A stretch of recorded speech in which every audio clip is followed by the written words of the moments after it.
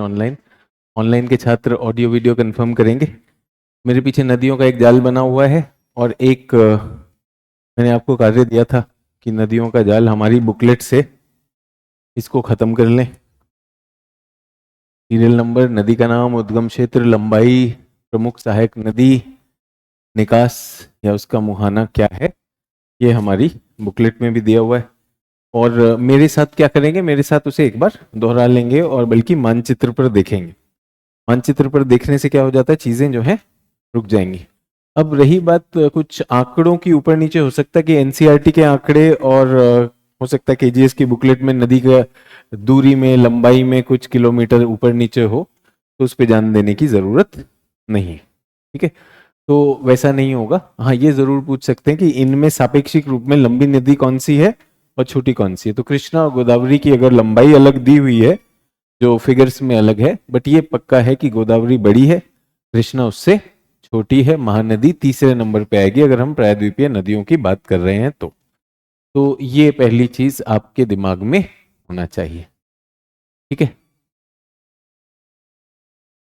चलिए फिर good morning sir, good morning सभी छात्र, ऑनलाइन छात्र ऑडियो वीडियो कंफर्म करेंगे प्लीज। तो ये होमवर्क हुआ कि नहीं? होमवर्क की स्थिति यहाँ पे ऑफलाइन में क्या स्थिति है? किया किया या बाकी लोग हो गया कंफर्टेबल? सिर्फ लिखा है या याद भी कर लिया है? याद भी कर लिया, अच्छी बात। तो अब ऐसा है कि चीज़ों को साथ साथ में याद करते चलिए, वरना उसके बिना नहीं होगा। और करते हुए इस एक्सरसाइज में कोई समस्या आई हो, ऑनलाइन भी ऑफलाइन भी, आपके पास ये स्टार्टिंग के 1-2 मिनट हैं जहां आप पूछ सकते हैं, अन्यथा हम फिर शुरू करेंगे। तो सब क्लियर है online? Good morning to all. चलिए तो फिर नदियों का तंत्र शुरू करते हैं। कुछ हमारे पास पावर पॉइंट में भी जानकारी है।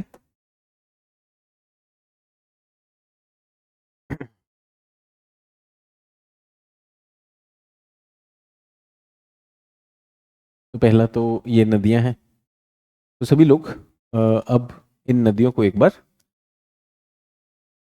आकाश आनंद कह रहे हैं सर खोजने में दिक्कत है। तो देखिए टेबल तो बुक में दिया हुआ है, दिक्कत क्या है खोजने में? मेरे साथ खोजेंगे, वंस एंड फॉर ऑल चलेगा? आपके सामने मानचित्र भी है। रूपा कह रही कल नहीं हुई थी क्लास, लास्ट क्लास फ्राइडे को हुई थी, फ्राइडे के बाद अब क्लास हो रही है। डन। तो सभी लोग अभी क्या करेंगे, ढूंढने का कार्य करेंगे। लिखने का कार्य आपको होमवर्क में दिया गया था, हमारी बुकलेट में भी है, हमारी बुकलेट में भी है। ढूंढने का कार्य बिना एटलस के नहीं होगा, तो यदि आप बिना एटलस हैं तो आप समय व्यर्थ कर रहे हैं। एटलस होना चाहिए, भारत का भूगोल हमारा, इसमें नदियों का चैप्टर है, 33 नंबर पेज। खैर सब लोगों को अलग अलग वो हो जाता है, कॉपी पीडीएफ वालों के लिए जो कॉपी गई होगी जरूरी उसके पेज नंबर सेम ना हो, तो ये हो सकता है। ठीक है, तो ये हमारी नदियां हैं, नदियों का अपवाह तंत्र है। और जिनको भी ढूंढने में दिक्कत हुई है, साथ साथ में भारतीय अपवाह तंत्र क्या है, नदियों का पूरा अच्छे से मानचित्र भी बना हुआ है। पश्चिम में बहने वाली, अरब सागर में बहने वाली नदियों का एक चित्र बना हुआ है, हाथ से रेखा चित्र बना हुआ है, और हाथ से रेखा चित्र पूर्व में भी बना हुआ है। ये हो गया हमारा पेज नंबर 34 पे, दिखाई दे रहा है सभी लोग? लवकुश कह रहे हैं होमवर्क कर लिया, बहुत अच्छी बात है लवकुश। डन। हाथ से बना हुआ नदियों का एक रेखा चित्र है, ये आपके दिमाग में भी छप जाना चाहिए। और अगर अभी नहीं छपा है तो आज हम इन्हें खोजेंगे, खोजेंगे तो काम बन जाएगा। ठीक है, हिमालयी अपवाह तंत्र की बात हो रही है, और हिमालय के बाद फिर हम किस में जाएंगे, उसके आगे जाएंगे। यहाँ पर कुछ अध्यारोपित अपवाह प्रतिरूप दिया है, वृक्षाकार अपवाह प्रतिरूप दिया है, अफवाहों के प्रतिरूप जिनकी हमने बात की थी वो भी यहाँ पर है। अगर आपको इसमें कोई भी डाउट हो, किसी भी शब्द में कहीं भी डाउट हो, ये एडवांटेज है आपके पास, हो जाएगा। ठीक है, ऑक्सफोर्ड में 29 नंबर पेज पर नदियां हैं, वो नदी द्रोणी है बेटा, वो नदी द्रोणी मानचित्र है। तो भारत की जो प्रमुख नदियां हैं, जो बड़े बेसिन्स हैं जिनको हम 20,000 हेक्टेयर से बड़ा मानते हैं, तो उसमें हमने उन द्रोणियों का एक मानचित्र एटलस में होता है। उसके बाद सिंधु नदी के तंत्र में सारी की सारी नदियां जो हैं एक एक करके क्रमवार तरीके से दी हुई हैं सभी लोग। तो इम्पोर्टेंट है, पहला तो बुकलेट को जरूर वो करें, ठीक है। डन। अब प्रारंभ करने से पहले बहुत सी चीजें ऐसी होती हैं कि जिनको ध्यान में रख के इस तैयारी को करना चाहिए। अभी मैं प्रयागराज में गया तो एक छात्र ने मुझसे सवाल पूछा, बिगिनर थे, पहला पहला दिन था क्लास में, कि सर हम पढ़ रहे हैं और हम समझ रहे हैं, हमें ये कैसे समझ आए कि हम सही समझ रहे हैं या गलत समझ रहे हैं, है ना। आपको भी लगता है ऐसा, इसीलिए सवाल लिया है, ठीक है। पहली बात, उनको भी जवाब दिया और आपको भी जवाब दे रहा हूं। अगर मैं आपसे फिजिक्स में एक मोटर कैसे काम करती है उसके बारे में पढ़ने को कह दूं, खुद से काम करिए, हो सकता है आपको समझ ना आए, ठीक है। ये एसी का प्रशीतलन, एसी कैसे काम कर रहा है, हो सकता है आपको समझ ना आए। भारत का एक संविधान है, संविधान का एक प्रियम्बल है और उसके अंदर संविधान की ये एक्ट्स हैं। अब आप कहो कि मैं गलत समझ गया, तो ये गड़बड़ है। इसमें कैसे गलत समझ जाओगे भाई, इसमें कैसे गलत समझ जाओगे। भारत है, भारत का उत्तरी अक्षांश ये, दक्षिणी अक्षांश ये, पश्चिमी ये, पूर्वी। सर हम खुद से पढ़ लें, गलत समझ गए तो इसमें क्या गलत कर जाओगे। तो आप सबने स्कूल में पेंसिल का प्रयोग किया है। पेंसिल को छील के धार लगाने से क्या होता है, साफ रहती है, लिखाई भी अच्छी रहती है, ठीक है। बट धार कितनी लगानी चाहिए ताकि उस पर जो थोड़ी सी लकड़ी है छिल जाए। ये जो धार ही लगाए जा रहे हैं, घुमा घुमा घुमा घुमा, शार्पनर शार्पनर घूम रहा है, उससे क्या होता है, सिक्का टूटता है और पेंसिल छोटी छोटी होती है। थिंकिंग और ओवर थिंकिंग में अंतर करिए। डन। आपका कोई भी विषय ऐसा नहीं है यूपीएससी के जीएस में विज्ञान को छोड़कर जो आप गलत समझ जाएंगे। अंतर ये होगा जब आप समझते हैं, आपकी समझ सीमित होगी। हो सकता है आप उसका एक पहलू समझें, दो पहलू समझें, हो सकता है उसमें 7-8 पहलू और हैं। तो जब खुद से पढ़ रहे हैं तो पहला काम क्या होना चाहिए, खुद से पढ़ते हुए पहला काम ये होना चाहिए, जो मैं समझ पाया, ये मेरा होमवर्क है ना, उसका क ख ग मैं समझ लूं, बाकी उसका शब्द और उसका वाक्य संरचना क्लास में हो जाएगा। तो ये जो आप पॉपुलर सुन के आते हैं, पॉपुलर सुन के आते हैं, हमने अगर गलत समझ लिया तो गड़बड़ है, ठीक है। सर एक बार अनुदैर्ध्य और अनुप्रस्थ बता दीजिए सर, एनसीईआरटी में बहुत खतरनाक है। अभी साकिब अली हैं, साकिब अली अक्सर यही काम करते हैं। बेटा आप कौन सी क्लास में मुझे पता नहीं है, शब्द देख लो, क्लास को ये मत करो। एक ट्रांसवर्स है, एक लॉन्गिट्यूडनल है। जो देशांतर में बांटा गया वो क्या है, लॉन्गिट्यूडनल, अनुदैर्ध्य कर दिया, और ट्रांसवर्स क्या है, हॉरिजॉन्टल, उसे अनुप्रस्थ कर दिया। ठीक है साकिब अली, आप यही करते, मत करिए बच्चे। अब आपने वहां से आईएएस हटा दिया, वरना आपका आईएएस भी रहता था। डन। तो पहली चीज तो ये हुई। दूसरी चीज, एक और चीज मैं बताना चाहता हूं कि बहुत से लोग बिना कुछ किए हुए, जैसे पहला दिन था तो सर हमें डाउट है कि ये कैसे होगा। मैं कह रहा हूं जब वो चलेंगे तभी वो क्लियर होगा, सिर्फ बैठे बैठे सोच में लगे रहेंगे तो गड़बड़ हो जाएगा। एमसीक्यू पीवाईक्यू बुक सजेस्ट कर दो। एजीएस की वेब उस पे ऐप पे एमसीक्यू डले हुए हैं, पहले वो डाल दीजिए, ठीक है। अमन चौरसिया, वी आकृति की घाटियों का निर्माण एक बार समझा दीजिए सर थोड़ा। अब मुझे एक बात बताइए, ये अमन चौरसिया और ये वो छात्र वही तो हैं जो क्लास को ये करने वाले हैं कि ये गलत हो जाएगा। वी आकृति, जब उसका नाम ही वी आकृति है तो नदी क्या करती है, नदी में अवसाद उसके रास्ते में आएंगे, नदी उसे काट देगी, गहराई में काटेगी तो क्या बनेगा, वी ही बनेगा। इसमें क्या समझाऊं अरुण चौरसिया जी, ये जो अरुण चौरसिया और बाकी लोग हैं और ये जो बिगनर की बात करेंगे, अब आप इनसे मीठी मीठी बात कर सकते हो और आप इनके प्रिय शिक्षक बन सकते हो। लेकिन मुझे एक बात बताओ, अवसाद है, ये सारा का सारा क्या है? अवसाद है। यहां से एक नदी की धारा प्रवाहित हो रही है, तो वो क्या करेगी? जहां पर जाएगी वहां के अवसाद हटा देगी कि नहीं हटा देगी? यहां पे हटाए तो हल्का सा वी बन गया, ये बन गया अरुण चौरसिया। जैसे जैसे नदी और बहती है, अब पानी और नीचे काटेगा, और वी बन गया, और वी बन गया, तो ये घाटी कैसी हो जाएगी?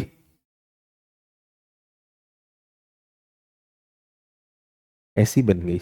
अरुण चौरसिया, जल्दी से बताओ इसमें क्या बताना था, ये बताओ। अगर किसी चीज को ऐसे देखा गया तो ट्रांसवर्स है, ठीक है, ठीक है, अनुप्रस्थ। और अगर किसी चीज को ऐसे देखा गया उत्तर दक्षिण में, तो क्या है? लॉन्गिट्यूडनल है। हिमालय को जब हमने ऐसे बांट दिया ए बी सी, तो क्या हो गया? अनुदैर्ध्य हो गया। अगर हिमालय को ऐसे बांट दिया ए बी सी, ट्रांसवर्स हो गया। ये साकेबली है। जल्दी से बताएं। तो बिगनर हैं हम, क्या गलत समझ जाएंगे? इसमें गलत समझने की दिक्कत है? सर जरा एक बार बता दीजिए। तो सभी लोग, अगर आप यूपीएससी क्लियर करना चाहते हैं, वैसे ऐसा नहीं है कि सब में वो क्षमता हो, सब में वो क्षमता हो ऐसा नहीं है। तो क्षमता का निर्माण तो किया जा सकता है, क्षमता का निर्माण किया जा सकता है कि नहीं? आपकी अगर पीछे की शिक्षा अच्छी नहीं है, वो तो हम भाग्य पे छोड़ दें, जो हो गया हो गया। आगे की शिक्षा का तो आप जिम्मेदारी ले सकते हैं ना। तो अगर आप वी नहीं समझ रहे हैं और उसमें भी कह रहे हैं शिक्षक समझाइए, तो मुश्किल है। ठीक है, इस पे स्टार्ट करता हूँ। इन छात्रों को अक्सर ये आदत है कि ये इसी चीज पर क्लास को रोकेंगे। हम नदी पर हैं, नदी मेरे साथ करेंगे। और इन, मैं बहुत ही क्लियर हूँ, इन लोगों के पास एटलस भी नहीं होगी। आपके पास एटलस है? चलिए जल्दी से आ जाइए, जल्दी से आ जाइए, इन पे समय व्यर्थ करना एकदम व्यर्थ होगा। तो नदी सिंधु नदी आ जाए। तो पहले तो ढूंढेंगे भारत का मानचित्र। भारत के मानचित्र में कौन सा ढूंढे हो बेटा? ये जान के वो छोटा सा मानचित्र ढूंढे। ये देखिए, ये जितने चंपक हैं सबके लिए, सबके लिए, सारे के सारे। वो ढूंढा हुआ रिवर बेसिन मानचित्र। ये रागिनी को डिलीट करो, अब जो भी आएंगे डिलीट करो। ये पिछली क्लास वगैरह की नहीं है। रागिनी साकिब जो आएंगे, अब मैंने चार्ज ले लिया, कोई दिक्कत नहीं। थोड़ी देर तक ठीक लगता है क्लास में आप लोग ये करते हैं, बाकी रोक दिया जाएगा ये। हाँ जी, मिल गया भारत का भौतिक मानचित्र। ठीक है, इस भौतिक मानचित्र में आपको मैं यहां पर दिखा रहा हूं कौन सी नदी। अब आपसे अपेक्षा थी कि आप ये काम करके आए हैं कि अपना नोट्स तो बना आए होंगे। तो ये सिंधु नदी है। यहां से मानसरोवर झील मिल गई है। मानसरोवर झील या नहीं मिली? तो मानसरोवर झील ढूंढनी है। मानसरोवर झील से मामला शुरू करेंगे। क्लियर? सिंधु कहा जाता है, इंडस कहा जाता है, मानसरोवर झील मिली। अब ऐसे असहाय नहीं हो जाना बेटा, ये कौन सा वाला मानचित्र खोल दे, क्यों खोल दे हो? गलत बात है ना बच्चे, आपसे बोला भारत का मानचित्र खोलो। अब एक एक छोटा सा मानचित्र दिया हुआ आपकी एटलस में, जिसका नाम अपवाह तंत्र है। और उसमें जो है हमारे 21 बेसिन दिए हुए हैं। अब उसमें फिर वो मिलेगा नहीं, और फिर ऐसे मुंह बनाओगे कि हमको मिल नहीं रहा है, और वही बच्चों वाला काम कर रहे हो। आप भी वी घाटी वाले ही तो काम कर रहे हो, और बात दम खम करते हो कि हिंदी का रिजल्ट नहीं आ रहा। आपके सामने शिक्षक ने चित्र रख दिया, यार आपको मानसरोवर ढूंढना है, जहां पे नहीं लिखा है वहां पे गोला होगा, उसको लिख दीजिए मानसरोवर। आपको नदी तो ढूंढनी आनी चाहिए, तो नदी ढूंढनी आनी चाहिए, नदी ढूंढ लीजिए। नदी ढूंढी, कहां से शुरू होती है? मानसरोवर झील से। क्या नाम है इसका? सिंगी खम्बान, ऐसा नाम लिखा हुआ है। अंग्रेजी में इसको सिंगी सांगपो भी कहते हैं। क्या कहते हैं? सिंगी सांगपो। अब ध्यान देना है, इसमें ध्यान देना है। ये सांगपो शब्द चीनी भाषा का शब्द है नदी के लिए। तो ब्रह्मपुत्र को वो क्या कहते हैं? यारलुंग सांगपो। तो जहां पर भी सांगपो लिखा होगा, सांगपो का मतलब तो केवल नदी है, तो नदी का नाम क्या है? सिंगी। अब क्या दिक्कत है? मिला या नहीं मिला है? अभी तक नहीं मिला है? आइए मैं बताता हूँ बच्चे, ये जो आप नन्हे मुन्ने बच्चे बने हो ना, और ये आपने क्यों नहीं ऑक्सफोर्ड रखी हुई यार? अगर आप ही सीरियस नहीं है तो मैं क्या करूं? कोई बात नहीं, सभी ऑक्सफोर्ड एटलस आपके पास होनी चाहिए, बाकी आपकी श्रद्धा यार, कोई दिक्कत नहीं, आप इसमें 150 रुपये बचा लीजिए। हाँ दीपू, मानसरोवर झील नहीं है, कोई बात नहीं, आपके पास ऑक्सफोर्ड एटलस नहीं है तो आपको मानसरोवर नहीं मिलेगी, कोई बात नहीं, इस वजह से आप जो है क्लियर नहीं करते एग्जाम, मुझे कोई दिक्कत नहीं। तो ये मानसरोवर झील ना होने के कारण इन लोगों को, ये लोग शायद पास नहीं हो पाएंगे। मैं इस चीज में रुका तो बड़ा गड़बड़ हो जाएगा। तो ये बेचारे बिल्कुल ऐसे ही, मतलब ऐसी अवस्था में चल रहे, भाई जो मिला वैसे कर लें, तो वो है ऑक्सफोर्ड एटलस ले लीजिएगा, आपके लिए भले के लिए होगा, आपका पास होने में मदद करेगा। वो अलग बात है, आप आर्थिक स्थिति का कह लीजिए, जो मर्जी कह लीजिए, आप तो एटलस ले आई, बहुत बड़ा दया है ना? तो बाकी लोग, यहाँ पर आपके पास चित्र है, यहाँ पे मानसरोवर लेक है, जो समझदार छात्र है, जो वाकई में सीरियस है, वो उसको कर लेगा। डन। तो आपके सामने अगर चित्र से भी मिलाप नहीं कर सकते हैं तो गड़बड़ है। यहां से चलेगी कौन सी नदी? इंडस नदी। इसको भी इंडस नहीं कहते हैं, इसको हमने क्या कहा? सिंगी सांगपो। सिंगी सांगपो नदी यूं जाने वाली। यहां पर है काराकोरम। क्या है? काराकोरम। यहां पर लद्दाख, और यहीं पर हमारे पास एक और नदी आती है इसमें, श्योक नदी। श्योक नदी है, और फिर यहां पर आएगा लद्दाख और जास्कर। तो पहली चीज तो ये जो प्रश्न यूपीएससी बना लेती है वो अपेक्षा करती है ये जो प्रश्न बनाती है तो अपेक्षा करती है कि ये हो जाएगा। डन। तो ये 3 हमारे पास पर्वत श्रेणियां हैं जो आपके एटलस में आपको देखनी आनी चाहिए। अगर आप अभी तक ये एटलस में नहीं देख पा रहे हैं तो मैं बताना चाहता हूं, जहां मर्जी पढ़ लीजिए, आप भूगोल में कोई अंक लाने वाले नहीं है, जो मर्जी कर लीजिए। ठीक है। अब जो छात्र फुल ऑन बेशर्मी पे हैं, अब नेक्स्ट उस पर आएंगे, जम्मू कश्मीर का मानचित्र खोलेंगे, क्योंकि अब हम इसके बाहर आ गए, अब जम्मू कश्मीर राज्य का मानचित्र खोलेंगे।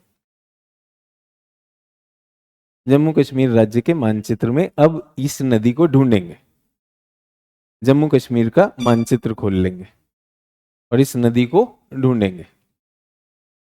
मिली सिंधु नदी जम्मू कश्मीर के भौतिक मानचित्र में, इसी तरह चले आ रहे हो। ठीक है। ये प्रतिमा कुमारी को हटा दीजिए, प्रतिमा कुमारी। और ऑक्सफोर्ड है किसी के पास? ऑक्सफोर्ड है, दिखाइए। ऑक्सफोर्ड है, यहां पर नदी आ रही है, ये नदी है सिंधु नदी, इसमें चली आ रही है, कह रहे हैं ऑक्सफोर्ड में नहीं है, ये ऑक्सफोर्ड है।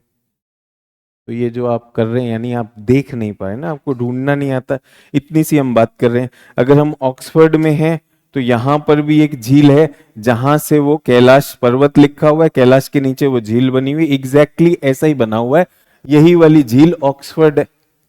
प्रतिमा जी, ये ऑक्सफोर्ड है हिंदी में, और यहां पर ये झील है, इस झील के ऊपर लिखा है कैलाश पर्वत, है ना? अब क्या करेंगे? तो ये जितने भी हैं कि मुझे नहीं मिल रहा है, तो सबको डिलीट कर दीजिए, क्योंकि आपके पास 4 दिन तो थे, कम से कम इतनी तो ईमानदारी रखिए यार, कि शिक्षक वो भी सामने बोर्ड पर भी रख रहा है तो भी नहीं मिल रहा है, तो गड़बड़ है। तो क्या आपको मिल गए? तो यहां पर हमारे 3 पर्वत आ गए, इसमें हमारे पास कौन सी नदी चल रही है? सिंधु नदी चल रही। ठीक है। अब हम सिंधु नदी में आ गए। सिंधु नदी पहले कहां से हो गई, और ये कौन सी हमारी पूर्ववर्ती नदी? क्या है ये? पूर्ववर्ती नदी, ये पहले से ही बहकर आ रही थी। अब ये यहां पर ये नंगा पर्वत है, और यहां पर ये क्या होगा, ये इस तरह से घूमेगी, ये इस तरह से घूमने वाली है। अब नदियों की सहायक नदियां होती हैं, जो नदी दाएं होती है वो दाएं, और ये क्या कहलाएंगी? बाएं। और ये दाएं और बाएं किससे निर्धारित होगा? नदी की दिशा में अगर आप खड़े हुए, तो यहां पर कुछ सहायक नदियां हैं इसकी। एक नदी आएगी श्योक नदी, श्योक नदी है। उससे पहले जास्कर नदी, कौन सी नदी? जास्कर नदी और यहां पर श्योक नदी। यहां पर आती है गिलगिट नदी और यहां पर आती है स्वात नदी और काबुल नदी। कौन सी है नदियां, राइट बैंक या लेफ्ट बैंक, दाएं या बाएं? अगर मैं जास्कर को हटा दूं तो राइट, तो इसके दाएं में कौन सी नदियां हैं, ये हैं। तो जल्दी से लिख भी लीजिए, लिखते रहिए, क्योंकि आपको ना मिल रहा है ना आप देख रहे हैं, बस हाँ हाँ बोलते जाएंगे, ना आप घर से करके आए हैं वो। तो जल्दी से, जिन लोगों को ये है कि हम घर से लिख के तो आ गए हैं, अब हमें लिखना नहीं, अब हमें देखना है, वो अपने मानचित्र में कर सकते हैं। वरना ये प्रमुख नदियां जो हैं हम इनकी साथ में चला रहे हैं। तो ये हो गई श्योक नदी, गिलगिट नदी, जास्कर नदी, ये इसके साथ नदियां हैं। ठीक है, डन।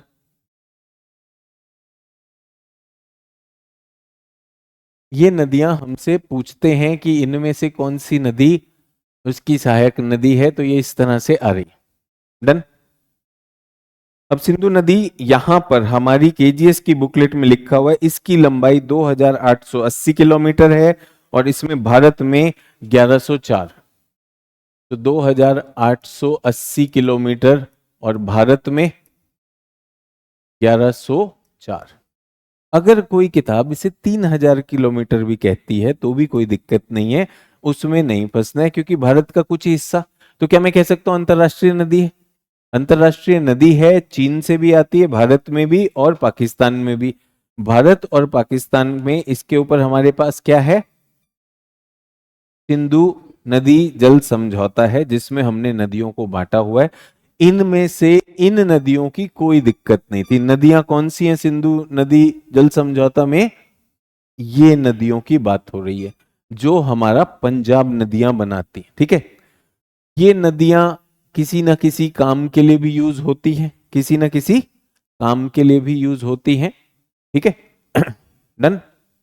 उसके बाद ये नदियों पर पावर पॉइंट्स या हाइड्रो पावर हो सकता है, जैसे यहां पर है, क्या नाम है, नीमो बाजगो। क्या नाम है?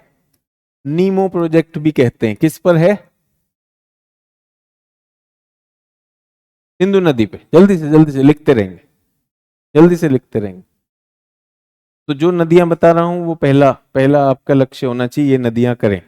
जो भी कुछ और लिख रहा है डिलीट करो। ये पूजा शाह, डिलीट, एकदम डिलीट ब्लॉक। इनके पास इतना टाइम है, डिलीट ब्लॉक। जो नदियां बता रहा हूं पहले वो करनी है। ये सब कहने की बातें, बड़ी बड़ी बातें नहीं करनी है, जो पहले है इनको करना है। बाकी कोई अंत नहीं, इतनी सारी नदियां होंगी कि कोई उसका औचित्य रह नहीं जाता है। डन। नीमो बाजगो। लेह शहर, लद्दाख जहां पर है, लेह शहर के पास इस पर एक और प्रोजेक्ट है, उसका नाम है चूटक। ठीक है, तो कौन से दो प्रोजेक्ट हैं इस पर? नीमो बाजगो और चूटक प्रोजेक्ट। कौन सी नदी? सिंधु नदी। और ये हम पाते हैं कि ऐसा नहीं है कि भारत के बहुत आबादी वाले क्षेत्र में बहती हो, ये लेह जो हमारी यूनियन टेरिटरी है उसमें से बहती है। तो वहां की छोटी जल परियोजनाओं में आते हैं नीमो प्रोजेक्ट और चूटक प्रोजेक्ट। ठीक है, यहां पर ये एक मोड़ लेती है। मोड़ क्या है? अक्ष संघीय मोड़ है। यहां पर एक महाखड्ड बनाती है। हमने पिछली बार बात की थी जिसमें एक छात्र ने कहा वी शेप समझा दो हमें। अरे भाई, वी नहीं समझे तो और क्या ही समझोगे कि नदी काट रही किसी चीज का सतह का नीचे की तरफ कटाव करोगे तो घर में भी, घर के आसपास भी पानी बहेगा तो वो नाली बन जाती है कि नहीं? उसी नाली को वी आकृति का कहते हैं, इतना भर है।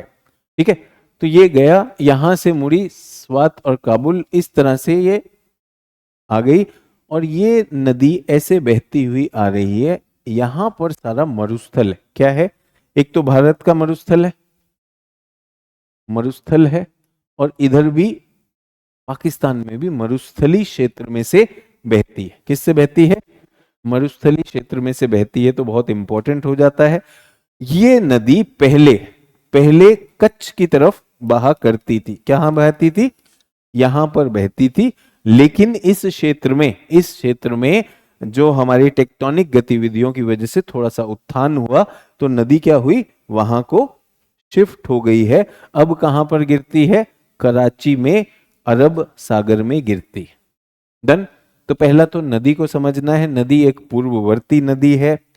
तिब्बत में कैलाश पर्वत श्रृंखला के नीचे मानसरोवर झील के पास इसकी उत्पत्ति होती है, उत्तर पूर्व दिशा में जाती है, लद्दाख और झांसकर के बीच में ये बहेगी, फिर श्योक नदी जुड़ जाएगी और श्योक के ऊपर क्या आ जाता है? आपका आपका काराकोरम आता है। ठीक है, और ये नदियां इस तरह जुड़ जाती हैं। डन।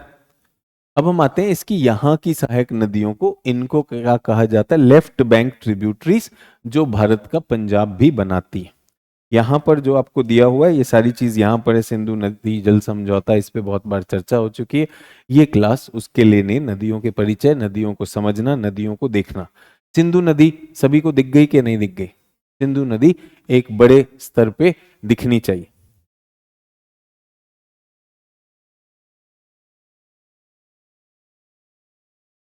हिमालयी नदी तंत्र की बात है और हमने सिंधु नदी को ऐसे बना लिया।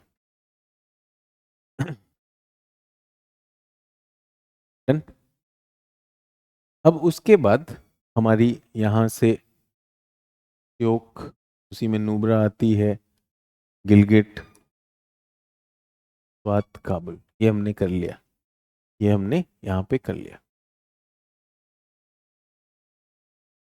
अब यहां से अब हिमालय चल रहे हैं। जम्मू कश्मीर से हमारे पास एक नदी निकल रही है, यहां पर है वेरी नाग। वेरी नाग नाम का झरना है, जहां से निकल रही है, स्प्रिंग है वेरी नाग। कौन सी नदी निकल रही है? झेलम नदी। कौन सी नदी निकल रही है? झेलम नदी। कौन सी दिशा में बह रही है?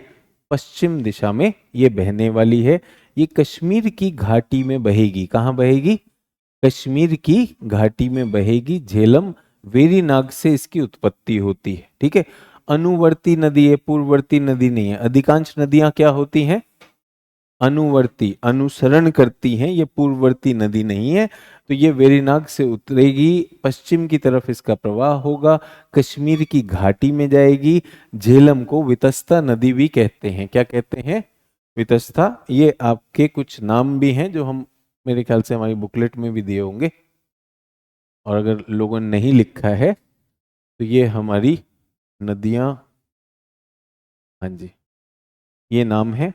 झेलम को क्या कहते हैं? वितस्ता। चिनाब को कहते हैं अस्किनी। पुरुषनी या पौरुषनी किसको? रावी को। व्यास को विपाशा या विपाशा। और सुतुद्री, ये क्या है? ये हमारे पौराणिक नाम हैं। अब हम इन नदियों की बात कर रहे हैं। किससे हमने शुरू की है? झेलम से हमने शुरू की है। अगर आपके पास नाम नहीं तो लिखते चले जाइए, लिखते चले जाइए। नहीं तो ना समझ आ रहा है, ना देख रहे हैं, ना देख कर आए हैं।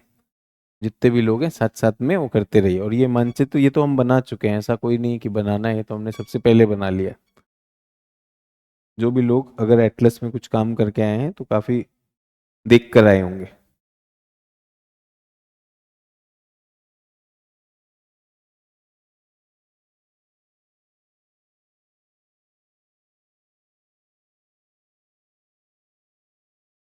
दो नदियां मुझे लगभग सेम लंबाई की लग रही हैं। कौन सी दो? रावी और झेलम। तो इनको ट्विंस कहा जाता है। तो ये क्या है? सिंधु नदी की बाई लेफ्ट बैंक ट्रिब्यूटरियां हैं, प्रमुख लेफ्ट बैंक ट्रिब्यूटरी हैं। ठीक है, तो झेलम कहां से निकली है? वेरीनाग से निकली है, दक्षिण पूर्व कश्मीर से निकली है।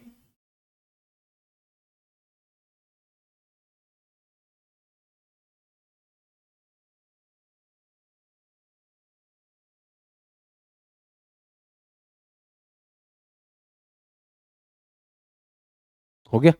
चलिए वापस आते हैं। ये नाम लिख लिए सभी लोगों ने? अगर जस्ट इन केस नहीं है तो ये हो जाना चाहिए यहां पर। तो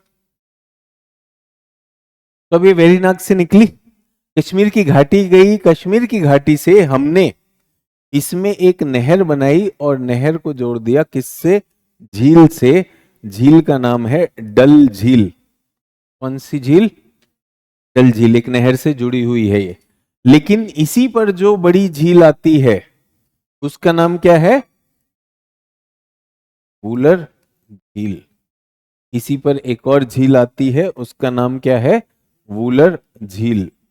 तो वूलर झील भारत की सबसे बड़ी मीठे पानी की झील है। कौन सी नदी पर आती है वूलर? झेलम नदी पर। झेलम नदी पर आती है, कश्मीर में बहने वाली। यही इंपॉर्टेंट है। फिर ये मुड़ जाएगी दक्षिण की तरफ, भारत की एलओसी का काम करेगी और ये फिर पाकिस्तान में चली जाएगी। इन दोनों पर बहुत इंपॉर्टेंट बांध हैं। एक है तारबेला बांध, ये पाकिस्तान के बांध हैं। क्या है? तारबेला। और इस पर क्या है? मंगला। मंगला बांध और तारबेला बांध। मंगला बांध किस पर है? सिंधु पर है, सॉरी झेलम पर है। और सिंधु पर क्या है? तारबेला। तो पाकिस्तान की बिजली पानी ये दे रहे हैं। डन। अब हम आते हैं इस पर, झेलम पर। झेलम नदी की जब हम बात करते हैं तो इस पर कोई परियोजना? कौन सी? उरी परियोजना है, तुलबुल भी है। उरी, तुलबुल। तो झेलम पर जो भी हमने नाम लिखे थे, किस किस पर नाम लिखे हमने? पहले तो हटाते हैं।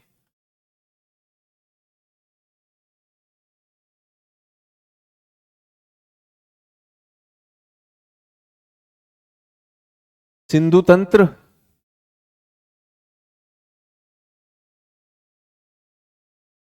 तो पहला क्या है? सिंधु नदी परियोजना।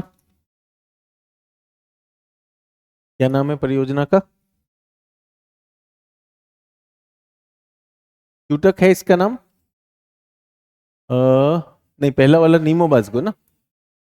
नीमो बाजगो क्रम में लिख रहा हूं। और उसके बाद तक हो गया। उसके बाद क्या है? दूसरा है झेलम। झेलम में कौन कौन सा हमने किया?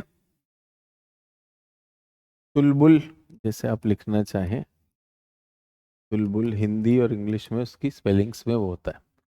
चुलबुल हो गया। और क्या है? पूरी परियोजना। और इसी की सहायक नदी है, इसी की सहायक नदी पर है किशन गंगा परियोजना। कौन सी नदी है? किशन गंगा नदी है। इसको पाकिस्तान में नीलम नदी कहा जाता है। इस पर पाकिस्तान, इस पर पाकिस्तान को आपत्ति है कि आप इससे पानी रोक रहे हैं। ये कब? Indus water treaty. Indus water treaty के तहत भारत को सिंधु नदी, ठीक है, झेलम नदी और चिनाब नदी, ये तीन नदियों को पश्चिमी नदी कहा जाता है। क्या कहा जाता है? पश्चिमी नदी। इनका पानी सिंधु जल संधि के अनुसार हमें नहीं रोकना है। और जो अगली नदियां आती हैं, रावी, बियास और सतलुज, उनका हम रोक भी सकते हैं। अब क्योंकि हमने ही उसको साइड में कर दिया, अब सिंधु नदी समझौते को, तो ऐसी कोई वो नहीं है। लेकिन इन द पास्ट ये न्यूज में रहा है। नदी का नाम किशनगंगा, पाकिस्तान में उस नदी को नीलम नदी कहा जाता है। इस पे एक परियोजना है, run of the river type परियोजना। ये हो गया, ठीक है। तो ये हो गई झेलम। झेलम की परियोजनाएं भी हो गई। झेलम कितनी है? 725, 720। और झेलम की ट्विन कौन सी है? झेलम की अभी ट्विन तो बताया, दूरी के हिसाब से, लंबाई के हिसाब से अभी बताया। इसीलिए कह रहे हैं क्लास में अलर्ट रहो, सिनेमा टाइप देखोगे तो दिक्कत है। अभी बताया था ये दूरी में, दूरी में अलर्ट होके। 20 चीज आपके दिमाग में पेंसिल को ओवर शार्प कर रहे हैं। वी शेप क्या होता है? जो जो जो एकदम ही आसान होगा, वी क्या होता है, वी बताइए, है ना। डन। तो ये हो गया। तो हमारे पास क्या हो गया? ये नदियों के नाम हो गए, ये यहां पर। अब उसके बाद हम कौन सी नदी पर आ गए? झेलम के बाद चिनाब। चिनाब। चिनाब नदी की जब मैं बात कर रहा हूं तो ये चिनाब नदी बारालच्छाला के पास शुरू होगी। कहां पर होगी? बारालच्छाला। फिर से कह रहा हूं, साथ साथ लिखते रहिए, आपका शिक्षक बोल रहा है। जब यहां पर लिखा होगा बारालच्छाला तब मैं लिखूंगा। एक बात बताइए सभी लोग, अगर मैं करते करते मैंने सिंधु नदी से शुरू किया, ठीक है, मैं कहां पर आ गया हूं? चिनाब पर। आप मेरे साथ चिनाब पे नहीं आए हैं। क्यों नहीं आए हैं? क्योंकि आपका उद्देश्य क्या है? जो बोर्ड पे है मैं वो लिख लेता हूं। ठीक है, जो बोर्ड पर है वो मैं लिख लेता हूं। अब बोर्ड पे जो है, अरे यार ये छोटा लिखा है, ये बड़ा लिखा है, ये कहां पर है? आपके सामने एटलस होनी चाहिए। मैं अगर लिख रहा होता तो मैं इसे कॉपी में भी नहीं लिखता हूं, मैं तो एटलस पे लिख लेता हूं। बट कोई बात नहीं, आप कॉपी में भी लिख रहे हैं। अब मैं इंडस नदी के बारे में कुछ बताना चाहता था। अगर आपको कोई संशय हो तो आप इंडस नदी के बारे में वो डाउट भी पूछ सकते हैं। लेकिन इंडस के बाद मैं कहां पर आ गया? झेलम पर। अब मैं कहां पर आ चुका हूं? चिनाब पर। आप कहां पर हैं? सिंधु पर। क्यों? उद्देश्य क्या है कि नोट्स लिखने। और जब आप चिनाब पे पहुंचते हैं तो आप कहते हैं अरे यार ये चीज जो सर ने जो लिखी है ये तो आधी स्पेलिंग है, पूरी स्पेलिंग है ही नहीं। जब मैं चिनाब बता रहा था तो मैंने कहा कि चिनाब जो है इसको चंद्रभाग भी कहते हैं। ये चंद्रा और भागा नदी के जोड़ से बनती है, बारालच्छा कला के पास आती है, और मैं वहां सिर्फ 12 लिख के छोड़ दूंगा क्योंकि मैं तो आपसे बात कर रहा हूं ना। बात कर रहा हूं कि नहीं कर रहा हूं? अब मुझे एक बात बताइए, ये क्लास रिकॉर्डिंग में भी आपको दी जा चुकी है, ये क्लास रिकॉर्डिंग में भी दी जा चुकी है। लाइव में आप क्यों शिक्षक के साथ नहीं रहेंगे? फिर लाइव का फायदा क्या? फिर लाइव का फायदा क्या? वन। दूसरा, एक टीचर, दो टीचर, तीन टीचर, सब यही बोलेंगे झेलम कहां से निकली? वेरीनाग से निकली। झेलम वेरीनाग से निकली, झेलम ये, झेलम में बाढ़ आ गई, ये वो। अब आप सिर्फ सुन रहे हैं, सुनने में तो कोई दिक्कत नहीं। जब आपसे पूछा जाए कि उसकी ट्विन कौन सी है तो आपको नहीं पता, ना आपने याद किया ना कुछ किया। उसके बाद क्योंकि 20 टीचर से सुना है, फलाने ने बताया कि यहाँ पर जो है एक जो है जानवर पाया जाता है, एक ने बताया यहाँ मछली पाई जाती है, एक ने बोला यहाँ पे जो लोग हैं उनका ये काम चल रहा है, तो अब लगे हाथ उनसे भी पूछ लो। तो क्या मन की बात चल रही है? क्या इतनी अपेक्षा कर सकता हूं कि जिस नदी पर मैं हूं उस नदी पर आप भी हैं? क्या इतना इतना विश्वास रख सकते हैं कि ये आपको दिया हुआ है, लिखित रूप में दिया हुआ है? आपका विश्वास ये है कि ये ना पढ़ना पड़ जाए, सिर्फ अपनी कॉपी का पढ़ लूं मैं। तो अब आपको सिर्फ कॉपी पढ़ना है, आपको ये किताब नहीं पढ़नी है ना? तो अब आपका उद्देश्य क्लास में क्या है? मेरी बस कॉपी में लिखवा दें। और मैं यहीं पे खड़ा हूं, आप लोग आप सामने कॉपी में लिखवाया हुआ कितना आया, मैं तो हट ही नहीं रहा हूं यार। तो ये वाला काम क्यों कर रहे हैं मुझे समझ में नहीं आता। लाइव क्लास में है, अच्छा अवसर है आपके पास, इसी चीज को देख लीजिए, ये सब जगह लिखा हुआ है। सर वो छोटा लिख दीजिए, बड़ा लिख दीजिए सर, इसमें एक नहर है, एक पुल है, इसके बाजू में सर एक सड़क है, उस पे ना हमारे वो वाले सर कुत्ता दौड़ाते थे अपना, तो सर वो वाले भी बता दीजिए सर। वो सर फिल्म का गाना है सर, उसमें मोटरसाइकिल पे जा रहे हैं, मेरे सपनों की रानी कब आएगी, सर वो वाली सड़क बताई थी सर ने, बहुत मजा आया था सर, वो वाली भी बता दीजिए। ये छोटा बच्चा होता है कार्टून फिल्म दोबारा दोबारा देखता है कि नहीं देखता है? देखता है। तो कार्टून फिल्म ना बनाए भाई। कन कौन सी नदी पर है? चिनाब नदी पर है। उत्पत्ति कहाँ होती है? बारालच्छाला। बारालच्छाला। और क्या फायदा है आपको? इससे पहले हमने वो कराया ना, पूरी स्थलाकृति कराई है, सारी चीजें कराई है। अब हम आ गए हैं एक उस लेवल की क्लास पे जिसपे हमने पिछली चीजें की हुई हैं।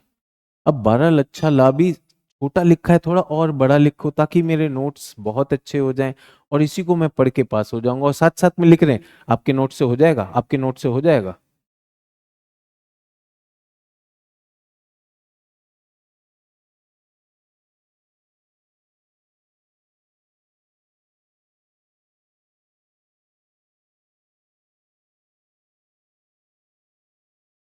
फियर मतलब डर। व्हाट इफ, अगर ये पूछ लिया तो क्या, वो पूछ लिया तो क्या? ऐसे हो गया तो क्या, सभी फियर में है। तो क्या कर लो, नोट्स। सर आपके नोट से, अगर सर जो करा रहे हैं इसके बाहर से आ गया तो सर आपके नोट से हो जाएगा क्या? आपको कौन चला रहा है? डर चला रहा है। फेथ, विश्वास। अगर आप में विश्वास है, ये जो है ना, जो सर जो करा रहे हैं, जो मैं कर रहा हूं या कर रही हूं, ये नदियां मुझे आ गई, इवन इफ, अगर इसके बावजूद भी कुछ आ गया तो ये जो मैंने किया है इसके आधार पे मैं उत्तर निकाल लूंगा। आपसे हम चाह रहे हैं विश्वास, आप किस में है? फियर में चले जा रहे हैं। व्हाट इफ, अगर मुझे मानसरोवर नहीं मिली तो क्या होगा, मैं फेल हो जाऊंगी। मानसरोवर नहीं भी मिली, इवन इफ, मुझे मानचित्र तो स्क्रीन पे दिख रहा है ना, मुझे दिखाई दे रहे वो दो बिंदु हैं कैलाश के नीचे, है कि नहीं? तो मैं अपने आप से डाल लूंगा। तो फेथ तो है नहीं, और किसी में भी नहीं है फेथ। फेथ इतनी बार हमारा टूट चुका होता, हम फेथ खत्म ही कर देते हैं। छात्रा आई हमारे पास, सर देखिए बड़ी मुश्किल से प्रयागराज में सर मम्मी पापा से पैसा लेकर आए हैं, और सर बहुत मेहनत करेंगे, हमें भी दे रहे हैं सर, बड़ा विश्वास है उनका। अगर मैं फेल हो गई तो तब क्या? पहला दिन है, कोचिंग ज्वाइन कर रहे हैं, फीस दे चुके हैं, मम्मी पापा के विश्वास से सर यहाँ रहने आ रही हूँ, अगर मैं फेल हो गई तो क्या? डर में ही चलना है। तो कैसे तैयारी करेगी? डर के ही करेगी ना।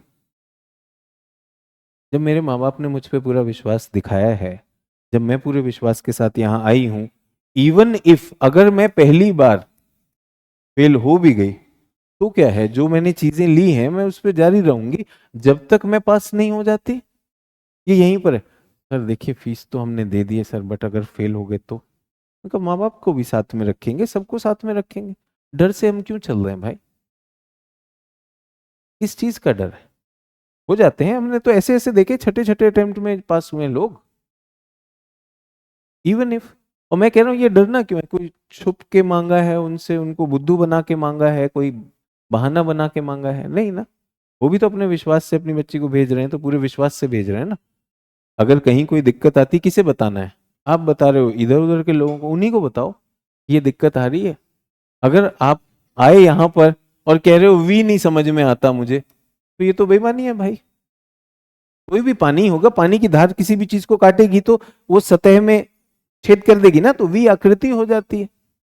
उसमें क्या दिक्कत है?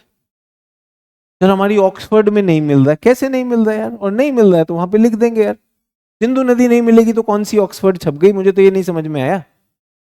चैट लिख रहे हैं, व्हाट इफ। डर से निकलो, थोड़े विश्वास में आओ। कह रहे सर छोटा लिख रहे हो, थोड़ा सा और बड़ा लिखो तो मेरे नोट्स। कहां ले जाएगा? कहां ले जाएगा? नाम पढ़ लो, उसका नाम आता भगवान मेहर। अब जब नाम सोचा होगा, भगवान मेहर रखा होगा आपका, यार थोड़ा तो नाम की भी लाज रख लो यार। कह रहा छोटा लिख रहे हो यार, सामने बोल रहा हूं यार। फिर से कह रहा हूं, विश्वास में आ जाइए, अपने पैर पे खड़ा होना है। ये परीक्षा और इससे जुड़ी कई परीक्षाएं आप पास कर जाएंगे। बट उस पे 4 दिन के बाद आ रहा हूँ, अपेक्षा कर रहा था कि यार ये वाला काम दे के गया, बहुत अच्छे से बना के टेबल बना के देकर गया हूँ कि भाई इसको जरूर करिएगा। आके पूछ रहा हूँ ये किया है नहीं किया? सर सिंधु नहीं मिली हमको, तो मानसरोवर ही नहीं मिला। आप मुझे बताइए, जिसने भी देखा होगा तो मानसरोवर तो सबसे पहले लिखा होगा कि नहीं? जैसे ही सिंधु शुरू करोगे, मानसरोवर झील के पास ये शुरू होती है, होती कि नहीं होती? आज अचानक मानसरोवर ने और चैट पे लिख रहे हैं। लिखिए जिसको जो लिखना है, आप सब यहाँ पे क्लियर होता है, ये सब वो हटेगा। डन। तो लिखिए जल्दी से, चिनाब कहाँ पर है? सॉरी, रावी की बात चल रही है, चिनाब की, चिनाब चल रही है, ठीक है। तो चिनाब जो हमारी नदी है, ये यहां से 12 लच्छा ला है। तो मेरे पास इतनी जगह, मैं इसको 12 ही लिख पाऊंगा, क्योंकि मेरा उद्देश्य 12 लच्छा लानी है। वो तो मैं पढ़ा चुका, वो तो मैं पढ़ा चुका ना। अब मेरा उद्देश्य ये है कि यहां से एक नदी आ रही है चंद्र, और दूसरी नदी आ रही है बी। बोलेगा सर सी और बी क्या है? आपका शिक्षक ही बताया ना, चंद्र और भागा ये मिल जाती हैं, मिलने के बाद क्या बनेंगी? चिनाब नदी। चिनाब नदी, तो ये कौन सी नदी है? चिनाब। कहां पर उत्पत्ति हुई? बारालच्छला हिमाचल में उत्पत्ति हुई, लेकिन ये नदी उत्तर में कश्मीर में घुस जाएगी। कहां घुसेगी?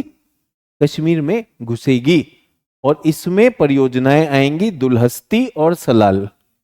कश्मीर में घुसेगी और कश्मीर में जाने के बाद फिर ये दक्षिण की तरफ आएगी, फिर बाहर छोड़ेगी और इसमें जाकर ये सिंधु नदी और झेलम नदी इसमें जाकर मिल जाएगी। तो पहला तो उसकी उत्पत्ति है ना बारालच्छाला के पास। तो चिनाब नदी किससे बनी? चंद्र और भाग। चंद्र ताल से वो निकलती है और सूर्य ताल से निकलती है भाग। दो ताल हैं, चंद्र ताल सूर्य ताल। चंद्र और भागा नदी है, ये निकल कर आती है। इसका नाम चिनाब है। चिनाब को क्या कहते हैं? पौराणिक नाम क्या है इसका? अस्किनी। अस्किनी इसका नाम है। हिमाचल से निकलेगी, चंबा क्षेत्र से होती हुई चली जाएगी और ये जाकर फिर कश्मीर में घुसेगी, उत्तर की ओर मुड़ेगी और फिर घूमकर आएगी नीचे। यहीं पर आपका वैष्णो देवी रायसी वगैरह से होकर आती है। तो वैष्णो देवी का जो क्षेत्र है वहां से ये होकर आती है। अब आपको उनके बारे में नहीं पता है, बट मानचित्र तो आपका खुला होना चाहिए ना, राज्य का मानचित्र जिसमें आपको दिख रहा होगा। तो आपको क्या करना होता है? आपको नदी का ये वाला जो कहां गए हम?